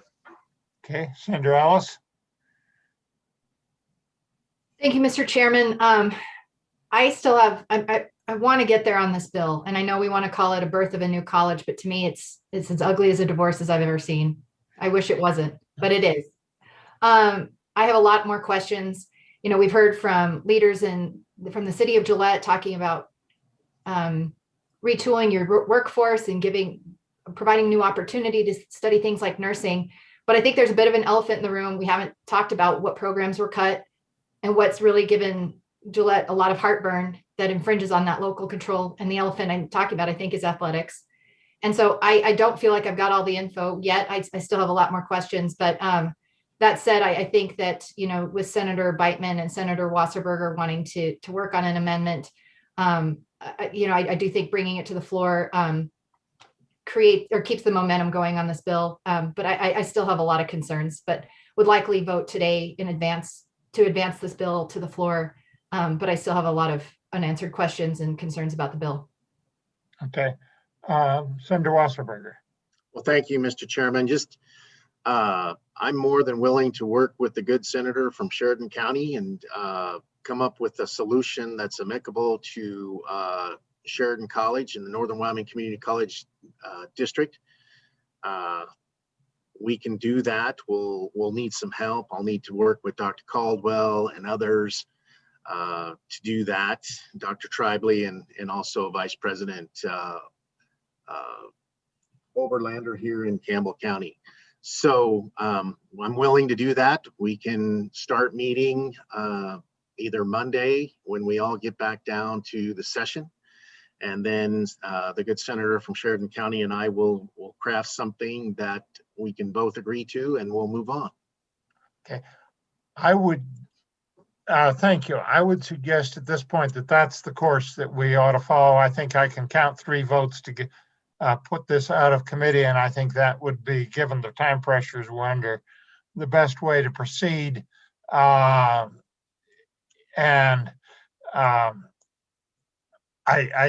do think that it will require a compromise amendment to get it passed.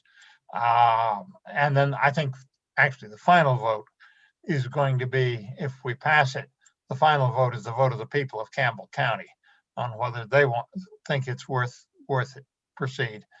Mr. Chairman. And so I think we'll deal with your name change amendment on the floor. That's a simple thing to deal with there. With Chairman? that, Senator Wasserberger? One last comment. The toughest sale on this bill is the people of Campbell County. Yeah. It's not going to be an easy issue, and we're going to have to campaign extremely hard to get this to pass. And as been said in the past by Dr. Caldwell, in 1991, we actually had a vote on this, and it failed at that time. And so essentially almost all the votes have failed in Campbell County. And so it's going to be really, really tough. Okay. With that, committee, do I hear a motion on the bill?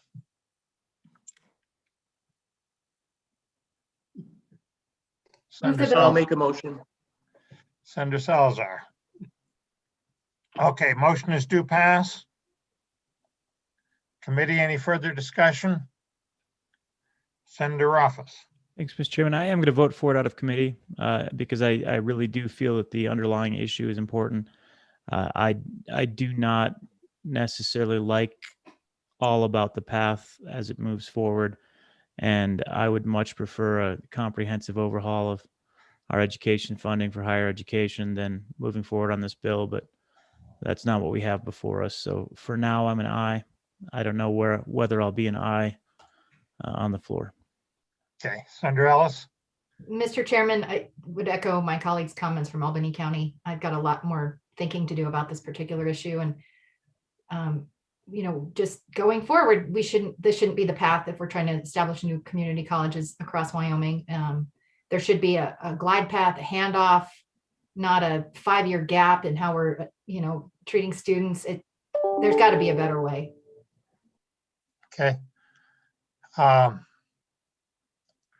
Seeing no further comments, Committee Secretary, the motion is that we report Senate File 83 back to the full Senate with a recommendation that it do pass. Call the roll, please. On Senate File 83, Senator Beitman, Aye. Senator Ellis, Aye. Senator Salazar, Aye. Senator Rothfuss, Aye. and Chairman Scott. Aye. 5 ayes on Senate Okay. File 83. Members of the committee? It did pass. We hear the reservations that some of the committee members, I think, legitimately have. We really don't like the process, but we do have to protect the students that are there present. So we'll see what we can work out. I will tell the majority floor leader, if I get a chance, that he ought not to hear this bill until we've got that compromise amendment worked out. But you'll need to get it done relatively rapidly there, because with this session, it's going to be like a budget session. He's going to want to get things done. So Senators Beitman and Wasserberger, you're charged with getting that worked out. and it sounds to me like you've got the basis for a reasonable compromise there. And that's, as always, the art of good legislation. Committee, we do have on Monday, we're supposed to meet at 8 o'clock in the morning in, I think it's one of the conference rooms on the first floor of the Capitol, W110, I think.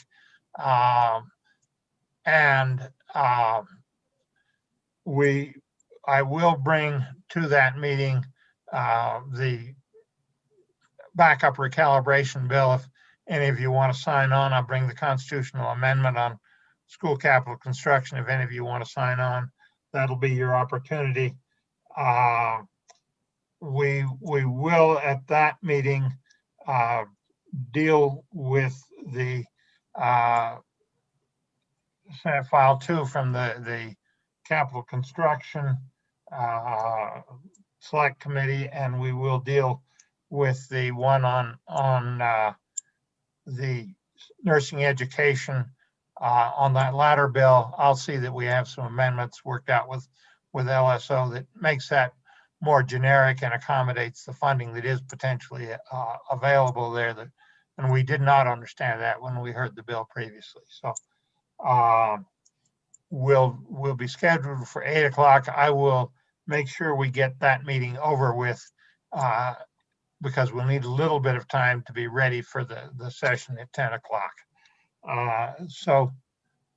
Anything else for the good of cause?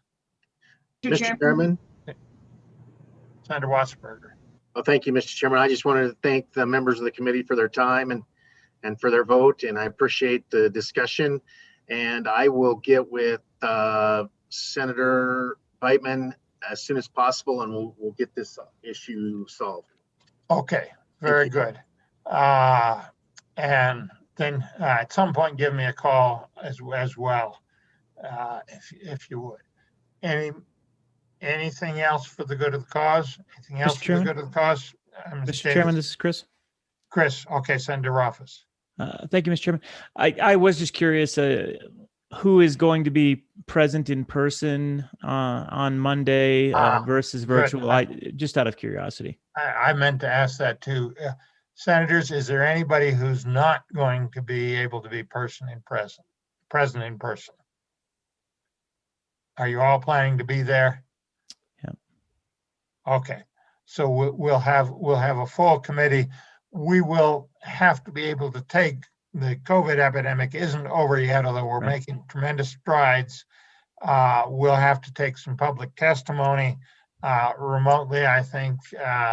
And my understanding is, Rihanna, that I'm supposed to have a training session on how to do that on Friday. There's a general training session on that, and I'll try to attend that. So, but committee, bear with us. We may have some glitches in terms of getting the public testimony, and it does come remotely. Chairman? Ms. Davidson. If you could just hang on to the meeting when we stop the recording and the YouTube stream, Committee Secretary Lavelle needs to go over a few things with you before we get offline. So if you'll just hang on when we end at the end of the meeting, that would be will great. do. Okay, thank you. Okay, with that, the committee meeting is adjourned. Thank you very much. And we'll stop the YouTube streaming at this point.